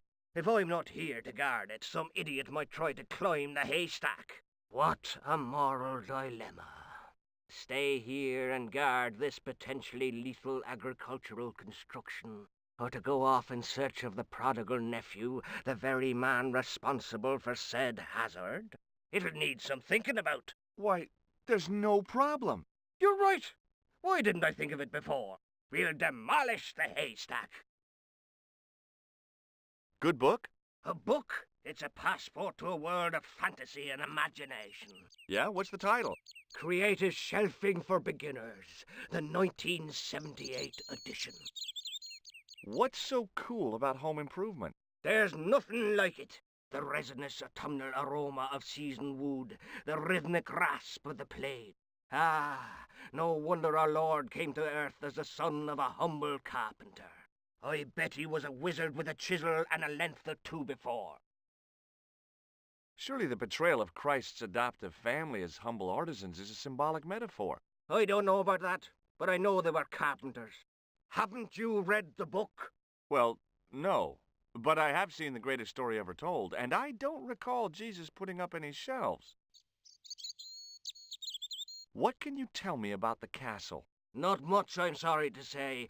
Most of its history is long forgotten. Ah, but if these old stones could only speak, what stories they'd tell. Stories to make your toes curl and your blood run cold. You know, this castle is said to be over 600 years old. Who built the castle? Mad Phelan, the First Lord of Lochmarn. Well, I say lord, but actually he was little more than a village chieftain. He built his castle from the remains of the Templar Preceptory. Do you mind if I climb up your haystack to get into the castle? What? It'd break your stupid neck for sure. Do you think I'd stand by and see your brains dashed out? I'd be very careful, and I promise not to sue. You won't get the chance, not while I'm here to stop you. You don't have to demolish the haystack to go look for Sean. I'll stay here in your place and warn anyone who's silly enough to climb it. Marvelous! I think I should start me inquiries in the bar.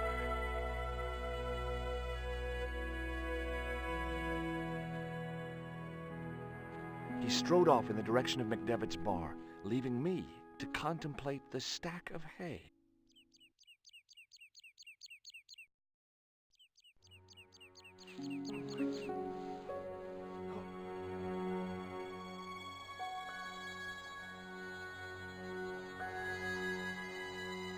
The stack of hay stopped, short of the top of the wall. Even if I stretched as far as I could, the wall was out of reach. What I needed was a slice or two of Alice's Wonderland.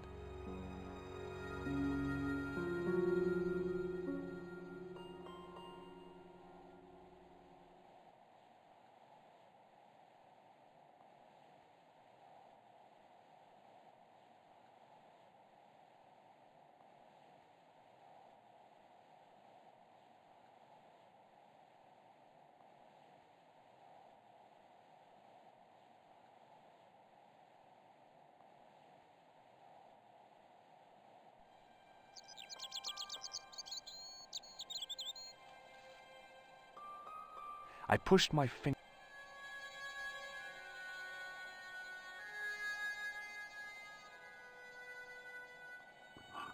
I inserted the end of the lifting key in the mortarless crack and gave it a firm shove.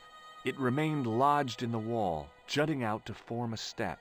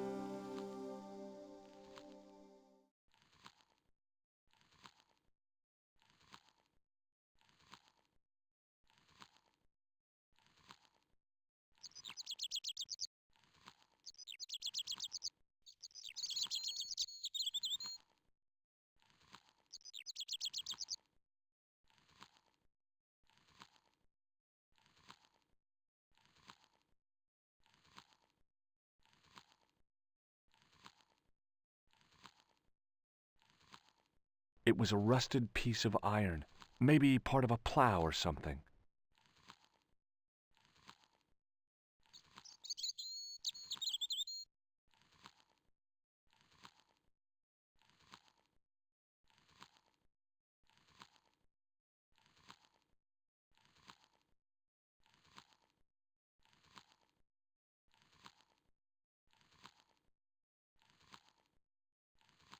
It was a rusted piece of iron, maybe part of a plow or something.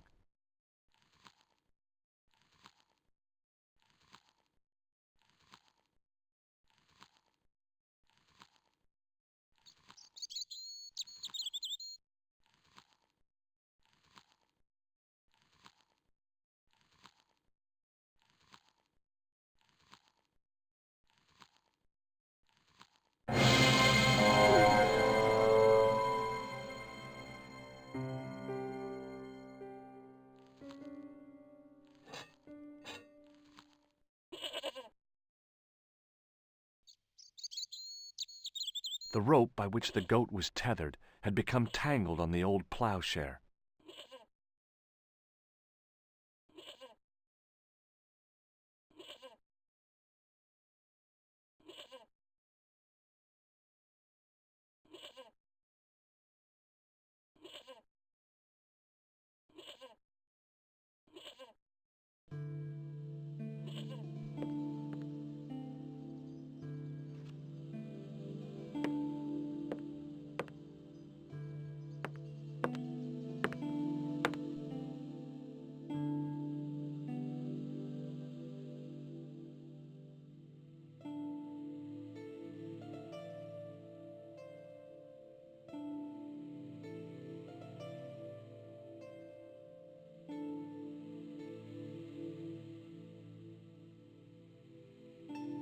I tried in vain to move the panel.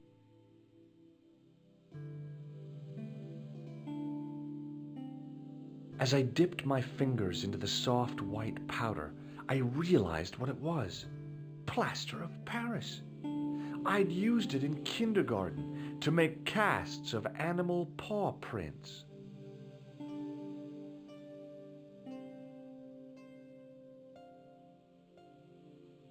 I reached into the sack, but it was empty.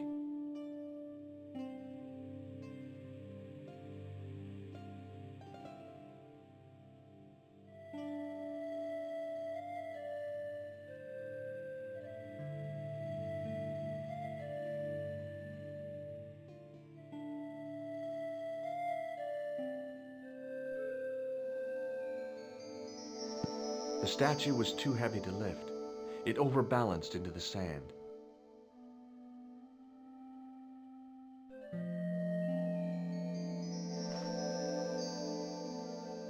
As I swung the stone upright, I noticed it had left a pattern of holes in the sand.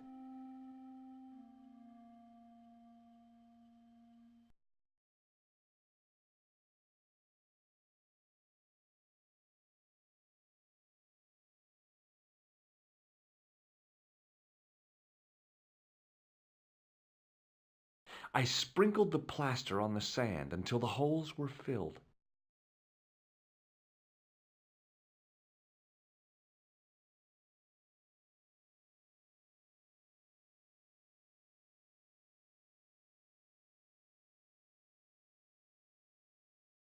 I squeezed the towel as hard as I could, but it was barely damp.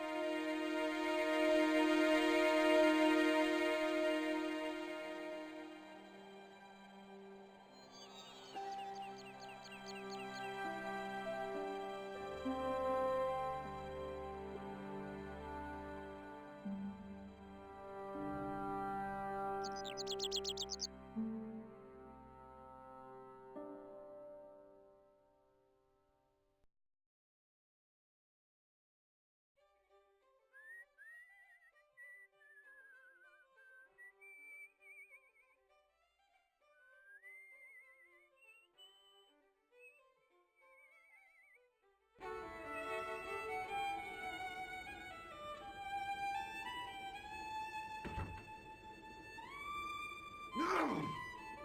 Careful!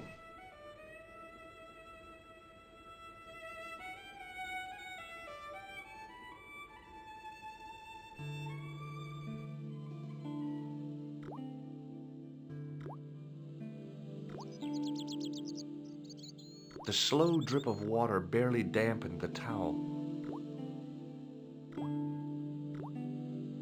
The slow drip of water barely dampened the towel. The faucet creaked, coughed, and spewed out a stream of rusty-colored water.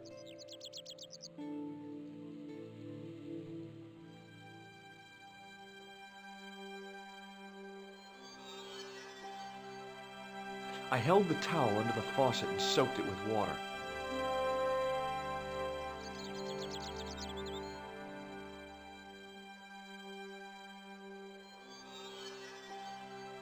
The towel was already as wet as it was going to get. I shut off the faucet as tight as I could, but it kept on dripping.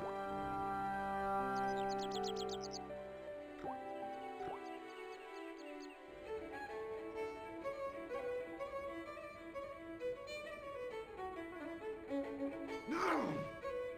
Careful!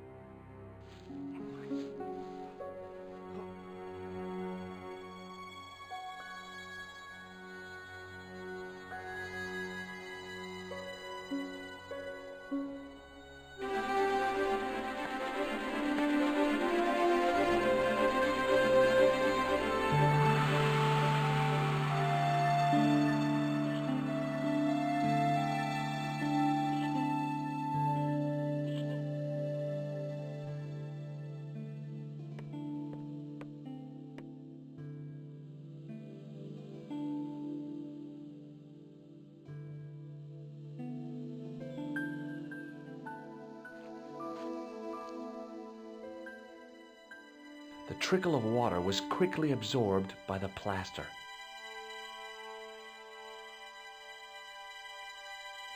I eased the solid piece of plaster from the sand. Underneath, it had formed a perfect copy of the statue.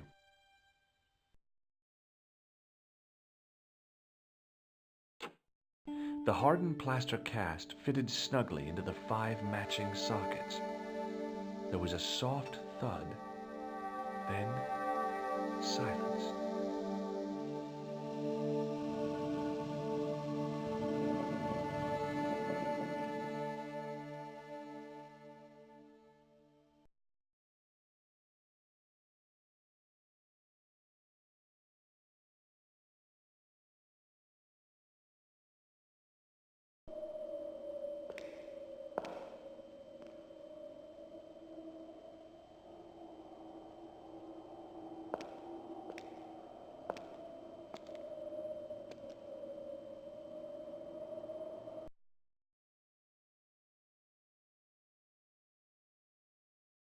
So, where did you stay last night? At McDevitt's. I got to drinking with Doyle and a couple of the guys. That explains why you look so ill today. Did you get any sleep at all? Not much. I had to share the room with another guy. Did he snore? Hardly. He was dead. And you say Pegram has disappeared? Without a trace. But my visit wasn't a complete waste of time. Pegram's gem? The Templar's gem. Whoever Jacques Marquet is, he's in for a disappointment. Jacques Marquet? He's the guy who should have collected the gem from Fitzgerald. What are your plans? I want to find out who, what, or where Montfaucon was. All I've got to go by is the name and a picture of a hanged man.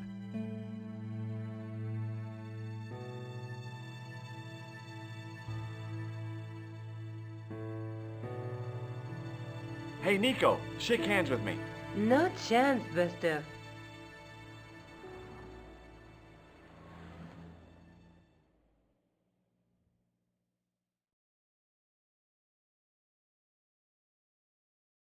I can't sit here all day, much as I'd like to. Okay. Don't forget to look for Lopinot at the Kron Museum. And why don't you see if Rosso has heard anything? Okay. Anything else I can do for you while I'm out? Shopping, a trip to the laundromat? Just take care of yourself.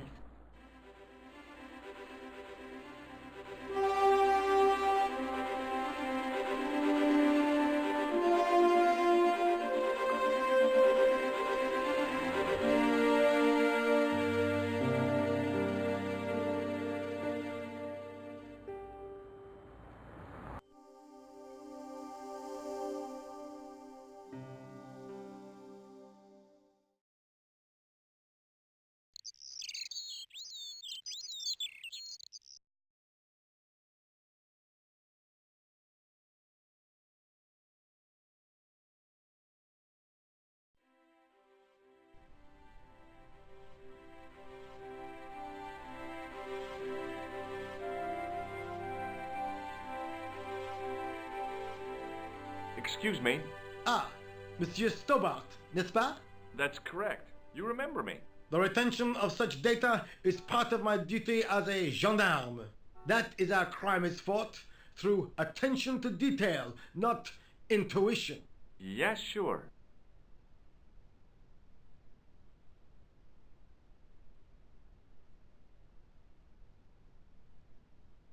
Have you heard of a man called Marquet? Yes. He used to be known as the Mole of Montmartre. I heard he's been hospitalized, probably by one of his rivals. Which hospital was Marquet taken to? The Hagenmeyer Clinic, in the Avenue des Hérissons. Why was Marquet known as the Mole of Montmartre? Because he lived in Montmartre, I suppose. Yeah, but why the mole? I don't know. Maybe he ruined people's lawns. I'd like to report an assault. Yes, monsieur? Where is the victim? I'm the victim. I've been harassed by a pair of thugs. I see. And where did this alleged assault take place? Outside the Hotel Ubu. They stopped me as I was leaving and went through my pockets. Could you describe the suspects, monsieur? One looked like a gorilla, and the other looked like a weasel. Their names are Flap and Guido. Bon. I'll get them this time. What are you going to do about Flap and Guido, Sergeant? I'm going to bust them, monsieur. For years I have been hoping to pin something on that pair. Now's my chance. I'll show them, and the inspector. Thanks, Sergeant. Thanks for taking me seriously. I'm only doing my duty, monsieur. Do you know a man named Khan? He's a shifty-looking guy with a scar on his left cheek. No, monsieur. Has this man any connection with the bombing of the cafe? Yes. I believe Khan was the name he used when he hired the clown costume.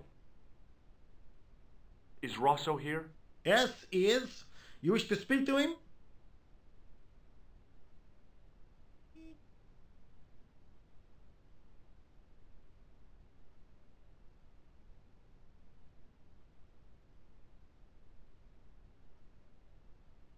Yes, I do.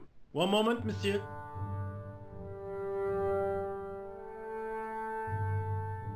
Stobart is here to see you, monsieur. Did he say what it was about? No, monsieur. Very well.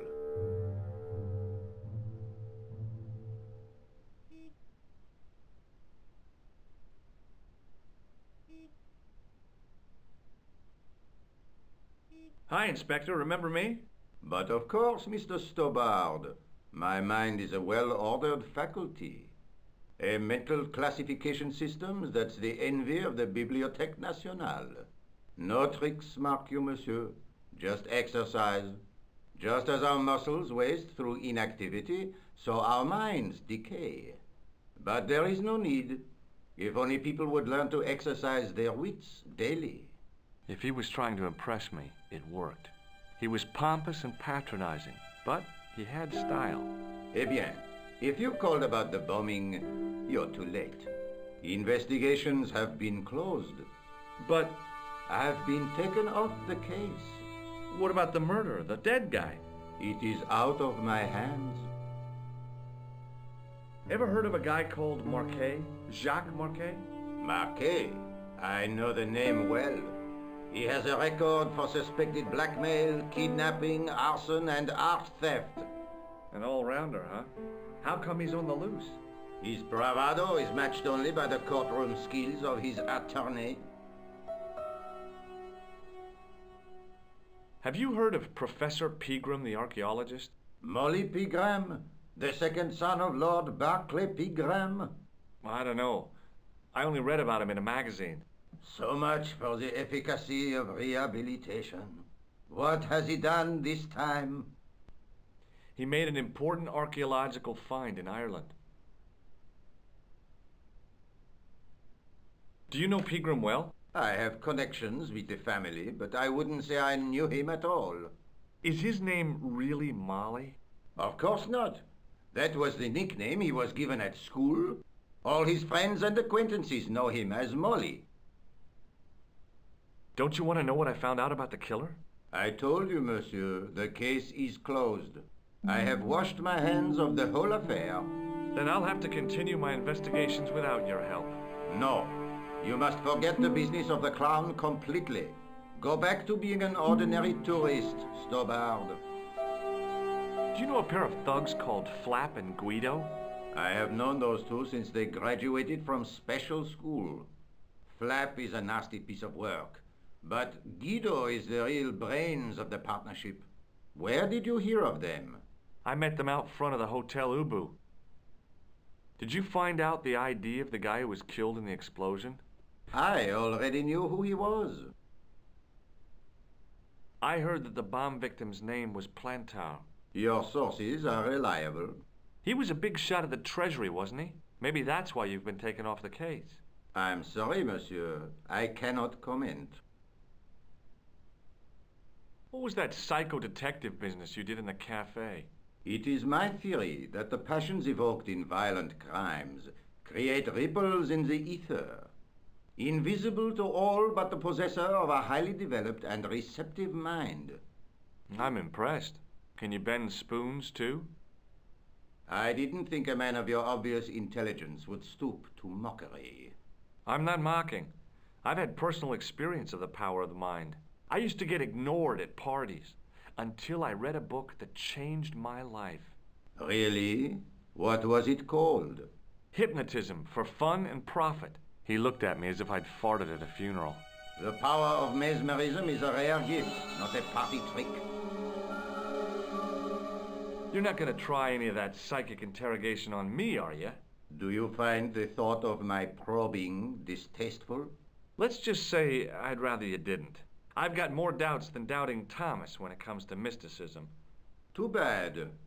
I think you would make an interesting subject under controlled regression. The day I let anyone mess with my mind hasn't dawned yet.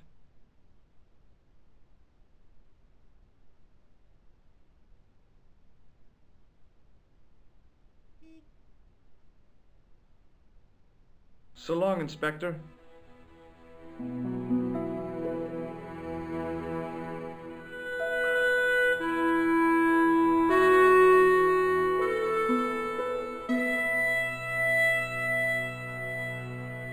Excuse me. What do you want? Is Rosso here? Yes, he is. Not really. I know the identity of the dead guy. His name was Plantar. Is that so? You knew him, did you? No, but... We'll know everything there is to know about him soon enough. I'm trying to be helpful here. The best way you can help us is to go home, monsieur. See you later, Sergeant.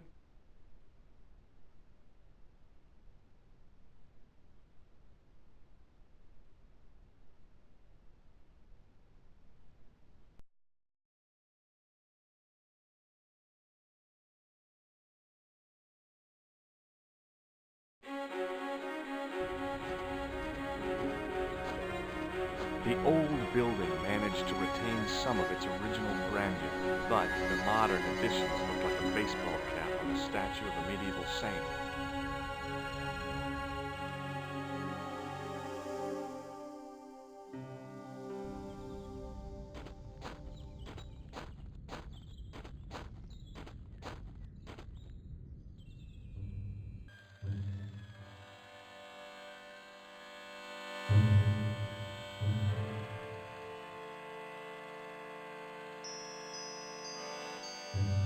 Excuse me. Yes, sir? Is this the Hagenmeyer Clinic? That's correct. I thought I was in a garden center. Oh, the plans. They were my idea. A little greenery to evoke the spirit of nature. How may I help you? Has Marquet been visited by a man in a clown costume? Oh, no. You haven't seen a man in disguise? Well, there's Theodore the Bear. He comes every Thursday to entertain the children. Personally, I think he scares them half to death in that crummy old bear suit. If I was stuck on my back with tubes in every orifice, he's the last person I'd want to see. Has Marquet had a visit from a pair of gangsters? I should hope not. Can you describe them? A thin guy who looks like a weasel and his friend, the gorilla. Sounds as if they escaped from a zoo.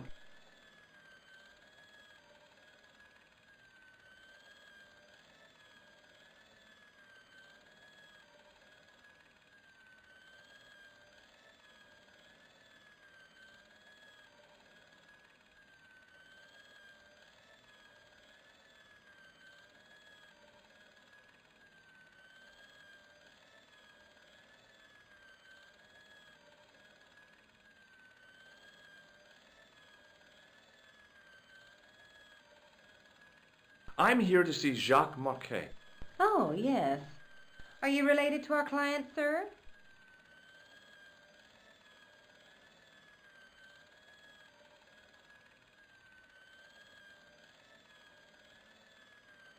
No, I'm conducting a private investigation. Then I can't help you. So, do I get to see Marquet before the funeral? That attitude will get you nowhere. My instructions were quite clear. No one gets to see Marquet. So unless you can prove you're a relative or a close acquaintance, you're wasting your time here.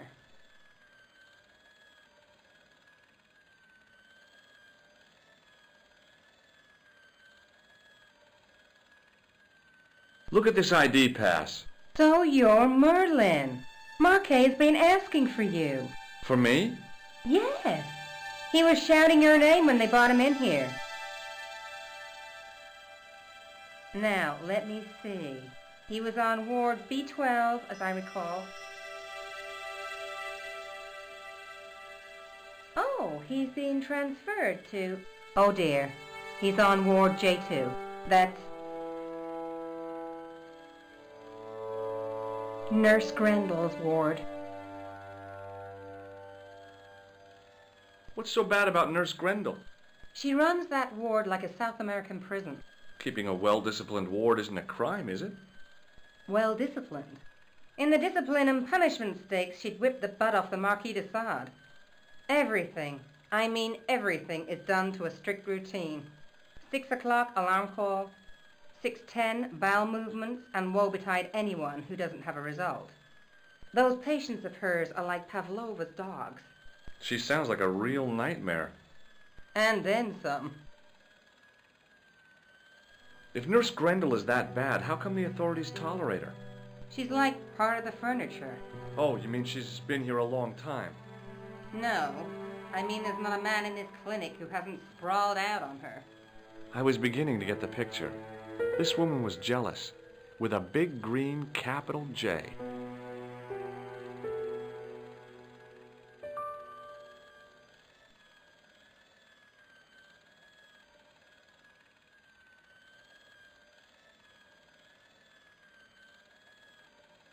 How do I find Nurse Grendel's ward?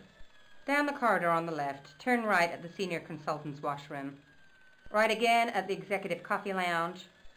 Bear left past the administrator's sauna. And turn left at the end. That's J2. And good luck.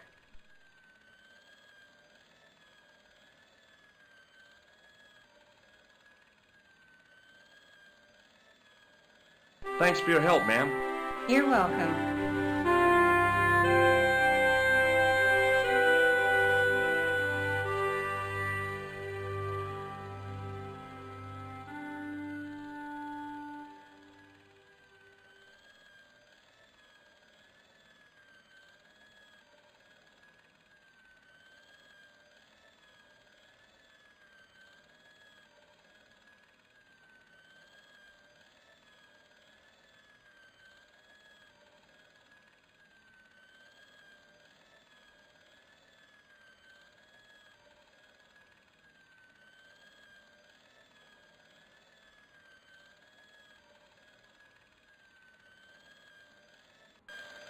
As I turned the corner, I saw the source of the hellish noise which echoed through the corridors. It was an industrial polishing machine with an odd-looking guy in tow.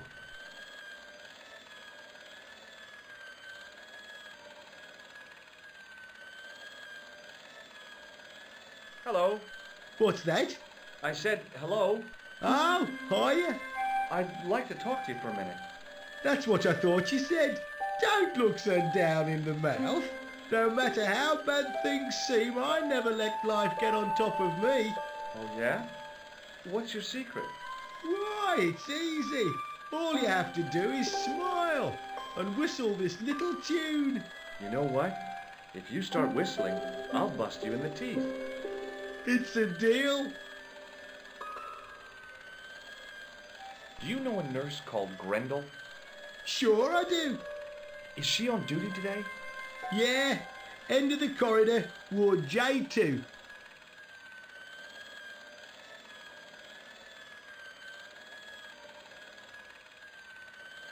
Have you seen any unsavory characters lurking about in the corridors? No, sir, I haven't. But I've got nothing to worry about. What's that, Mr. Shiny? You'd take good care of the rascals, I'll bet you would. With a friend like him, I've no fear of oppressors. It must be a great comfort. He is.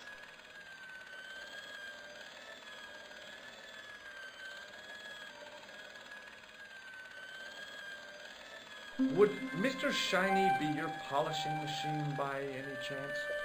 Please, don't call him that. He's more of a friend than a machine. I've had Mr. Shiny for 3 years, and he's never let me down once. How come you got so attached to a polishing machine? I asked you not to call him that. He's got a name, you know. Yeah, Mr. Shiny. It's just that... You think it's odd, don't you? No, I don't mind. The rest of the staff think I'm twisted. I heard them snorking behind my back when I gave Mr. Shiny his weekly pull through. Whatever you've got with this metal mop foot is probably a fine and noble thing. It is? Say, it's not every day I meet someone as crazy as me.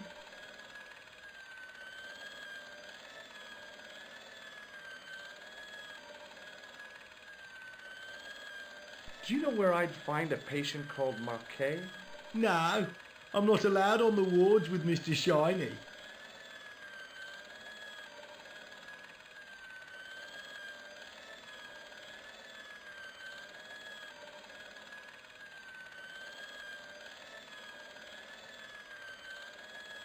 See you later. Yeah, take care now.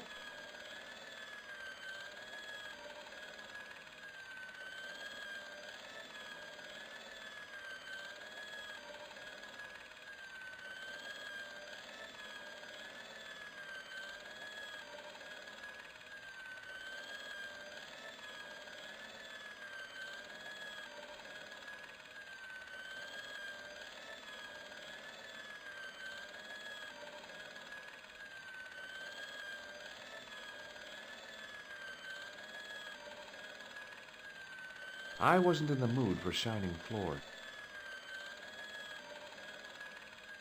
Hello. Ah, no, Nothing.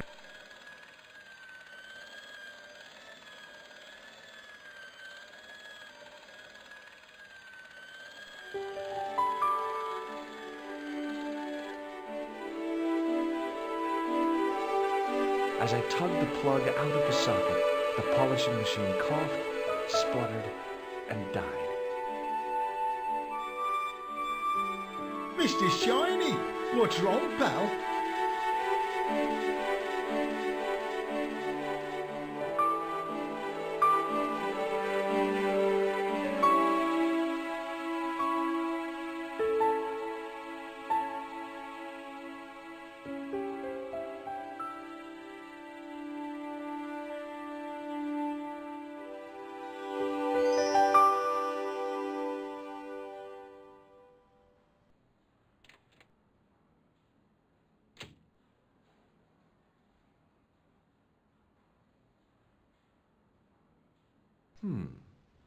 Dr. Stobart at your service.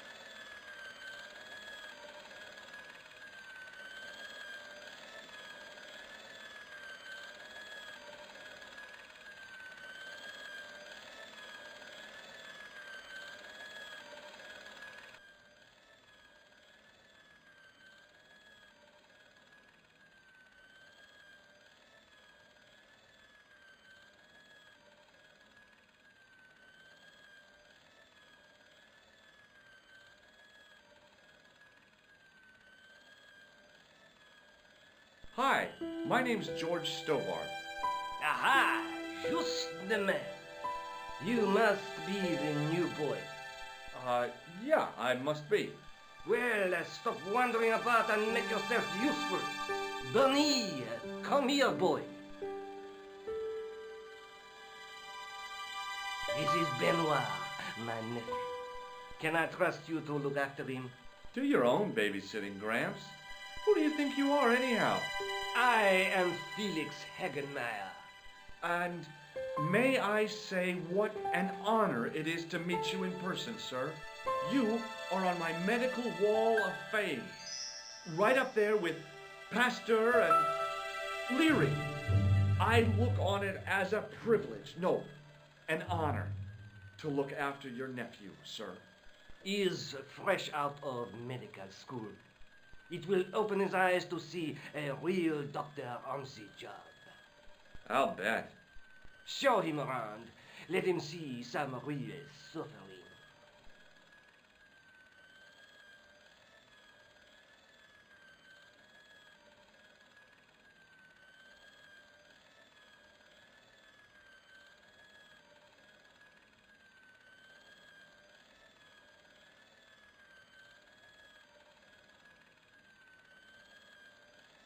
So long, Hagenmeyer.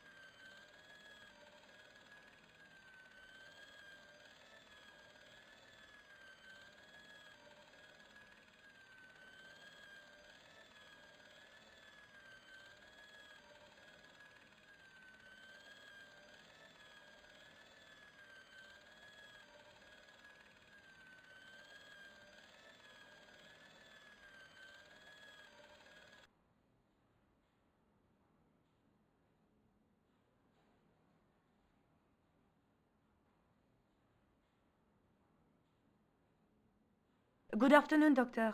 Oh, hi. Is this Ward J2? Yes, sir.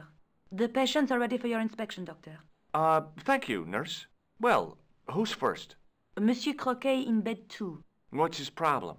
He's been complaining of loss of consciousness. You'll need this, Doctor.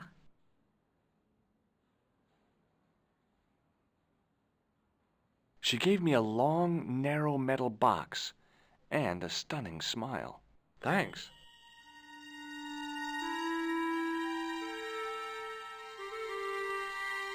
Hi, I'm Dr. Stobart. Hello, Doctor. The nurse told me you keep losing consciousness. That's right. I've had the problem as long as I can remember. It's a real out-of-body experience. Like death, but not so conclusive. I see. How long does it last? Just a fraction of a second, and then I recover. I might not have been a doctor, but I was formulating a diagnosis all the same.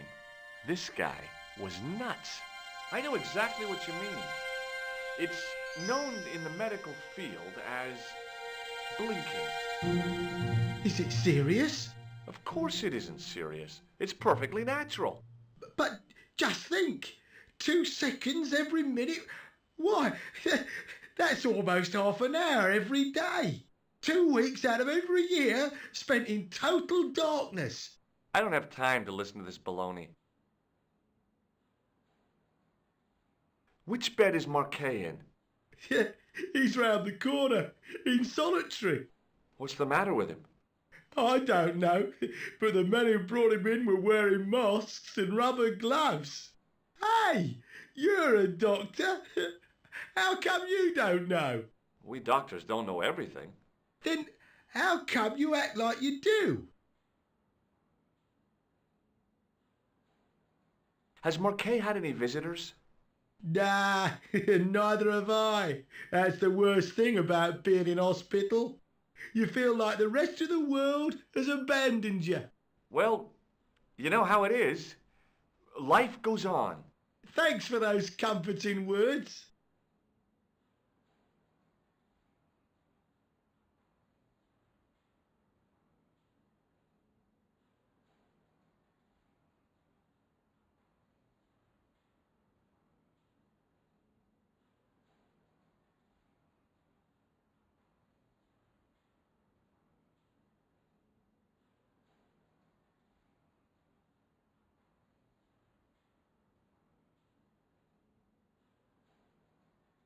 Well, goodbye and good luck. Thanks, Doc.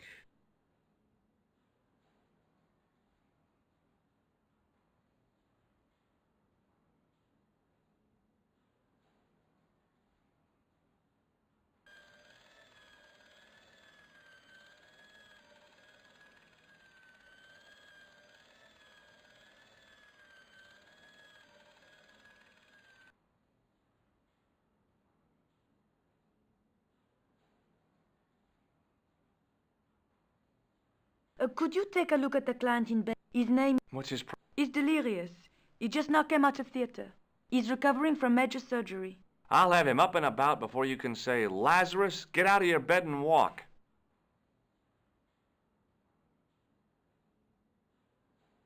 Hello? Anybody home? Who are you? My name is Dr. Stobart, and I'm here to steer you down the rocky road to recovery. Dr. Monroe said there was no cure for what I've got. Your problem is you stayed in bed too long. Are you sure you're a qualified doctor? You better believe it. What can you tell me about Marquet? He's the man in the private room, isn't he? That room was mine before I was tossed out like a common squatter.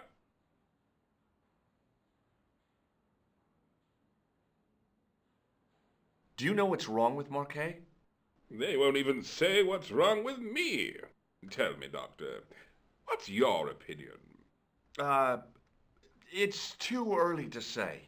But I've been here for 3 months.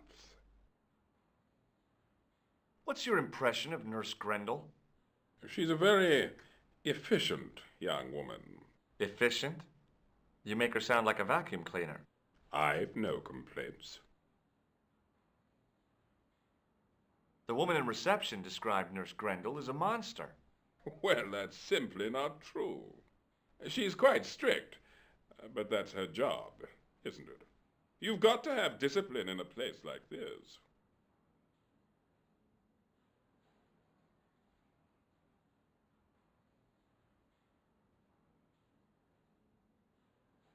See you later.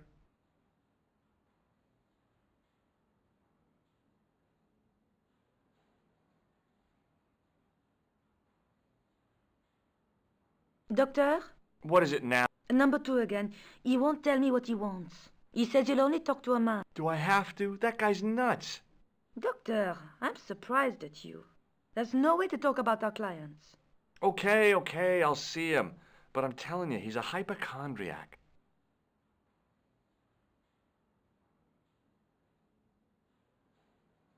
Hello again.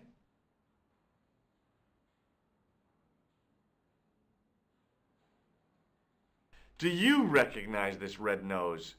Nah, I don't. Have you any idea? Please, take... I thought about giving him an electric shock, but I just couldn't do that to a sick guy. Does this gem mean anything to you? No, Doctor. Well, goodbye and good luck. Thanks, Doc.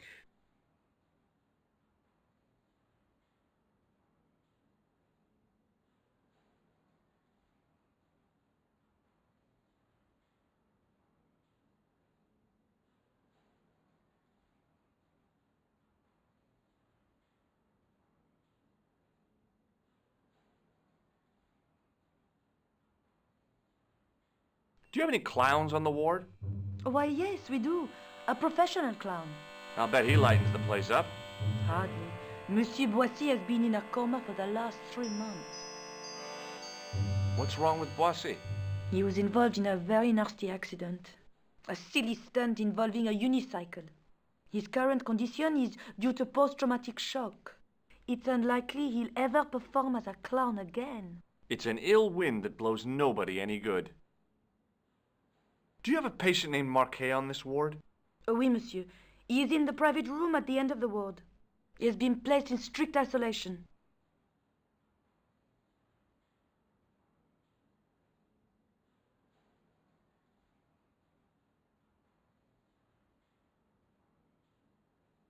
Why is Marquet in quarantine? If you wish to know more, you'll have to speak to Herr Hagenmeier. All I know is that Marquet's room is strictly out of bounds. Do you know who paid for Marquet's room? No, of course I don't. Preferential treatment like that must cost an arm and a leg. That's not my concern, monsieur.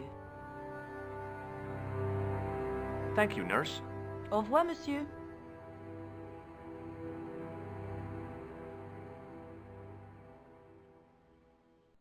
Doctor! What is it? You haven't taken my blood pressure.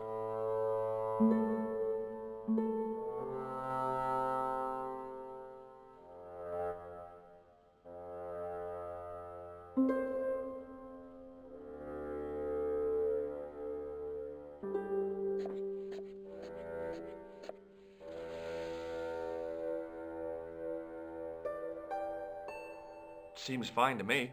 You're not doing it right. Of course I am. No, you're not. Dr. Monroe never did it like that. I can't take a satisfactory reading while you're excited like this. I'll come back later.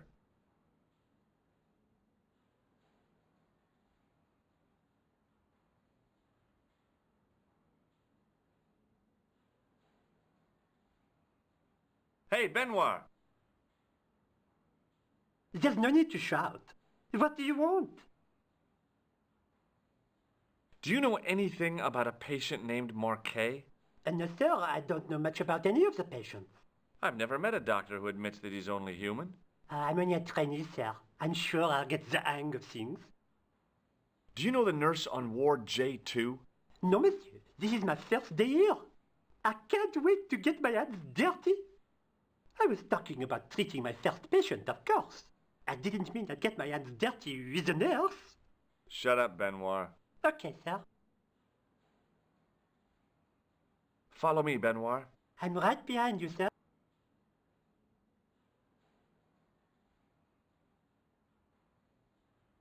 Oh, Doc. What now? You didn't...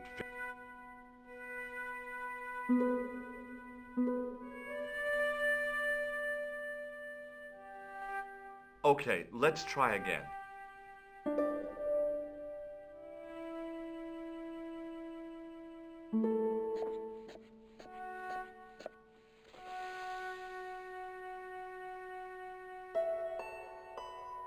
You don't have the first idea what you're doing, do you? I'll come back when you've recovered your manners.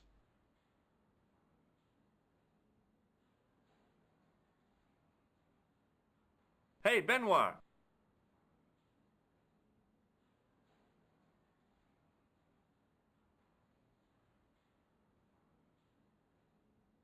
Yes, sir? Here, take this pressure gauge. Thank you, sir. What do you want me to do with it? Well, keep it safe until I think of something. Hey, Benoit! Yes, sir? Are you ready with that pressure gauge? Primed and ready to pump, sir. What do you want me to do with it?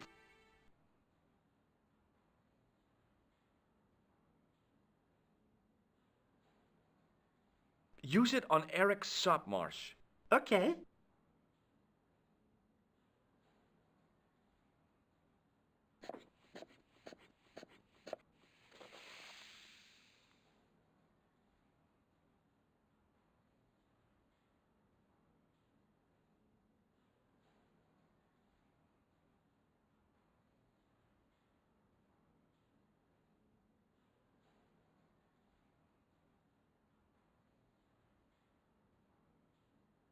I'm Dr. Stobart. Bonjour, docteur. Have you heard of a guy called Marquet? He's in quarantine, doc, right behind this here door. Marquet is just the man I wanted to see. I wouldn't go in there if I was you. He has anthrax. I have to visit my patient. What for? Routine. I have to check he's still breathing. What if he's not? I'll sign the certificate and register his bed as vacant. That's a cold and distant attitude to death. Well, I've been institutionalized to the point of godlike aloofness. The white coat suits you. Thanks. Have you seen any suspicious characters on the ward? Yeah, I have. A gorilla and a weasel? No, this was a tatty old bear. How was the bear acting suspiciously? Well, he was wearing a homburg. Is that against the law? No, but it's pretty weird for a bear. Don't you think it's possible that the bear was a man in disguise? Well, obviously, I'm not completely stupid. But who would go to the bother of disguising himself as a bear? It's not as if he'd blend in with the surroundings.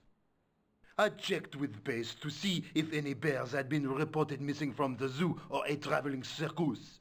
They told me to sit tight until reinforcements arrive. I guess they're right. I'd be stupid to tackle a bear single-handed.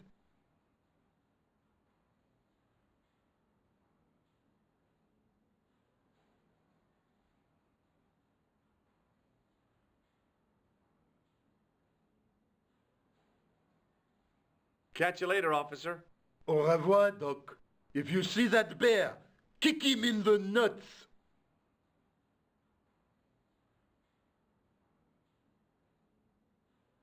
Rather you than me, pal.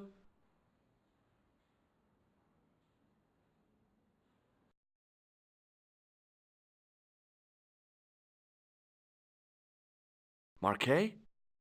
Yes, I am Marquet. I've been expecting you. You have? Well, what are you waiting for? Get it over with. I just want to know what I should do with the gem. The Lochmar gem. Yeah, right here in my pocket. I thought you were one of the assassins. Not me. I never inhaled.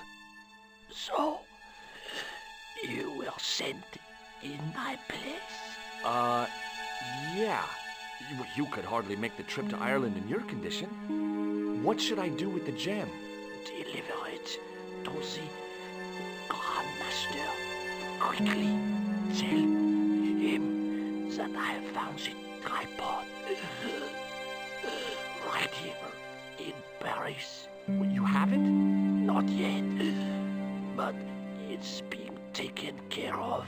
I hired a couple of stooges with a flair for petty crime.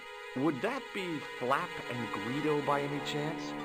You know them? We've met. What about the Hashashin? Is more likely to have followed Klausner. He'll stop at nothing to prevent the reforging of the sword. And that's bad, is it? As for Klausner, he is gone off to Syria on a wild goose chase. They have geese in Syria? He has a theory about the location of That's enough excitement for one day, Monsieur Marquet. What are you doing here? Talking to this patient, of course. Monsieur Marquet is my patient. If Herr Hagenmeyer was to hear that... Okay, I'm going. I'd learned all I could from Marquet anyhow.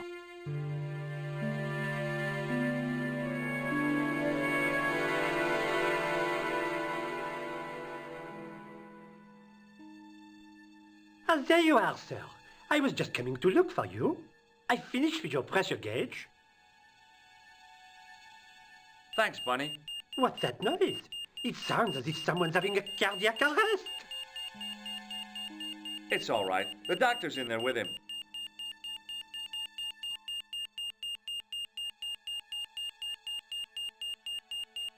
Are you sure he was a doctor? Oui, monsieur. He showed me his ID. It was Dr. Braille.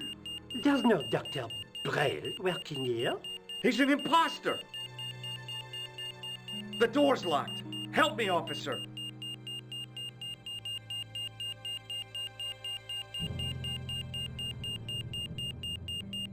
Stand back, monsieur.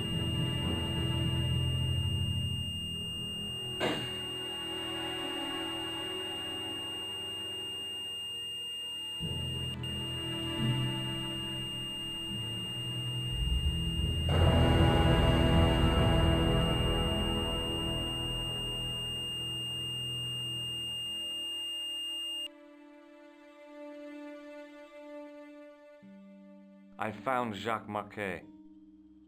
Did he talk? Yeah, he talked. For the very last time. He's dead. Yeah, killed in cold blood by a bogus doctor.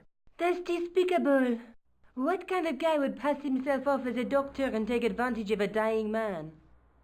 Was it Khan? No, I don't know who he was, but it certainly wasn't Khan. He got away, out the window.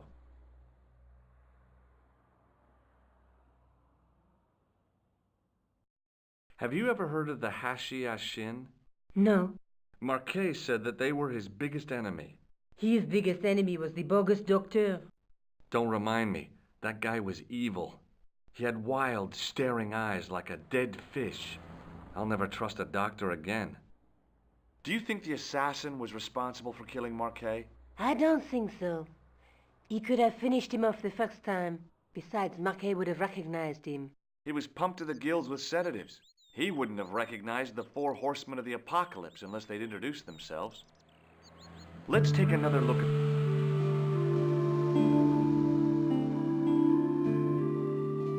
That's the gem that Pegram found in Lochmarn. That's the tripod in the...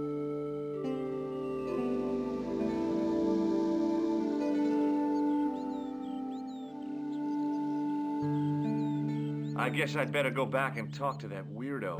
Which one, Rousseau or Sergeant Moon? Or were you referring to Andre? I'll let you work it out.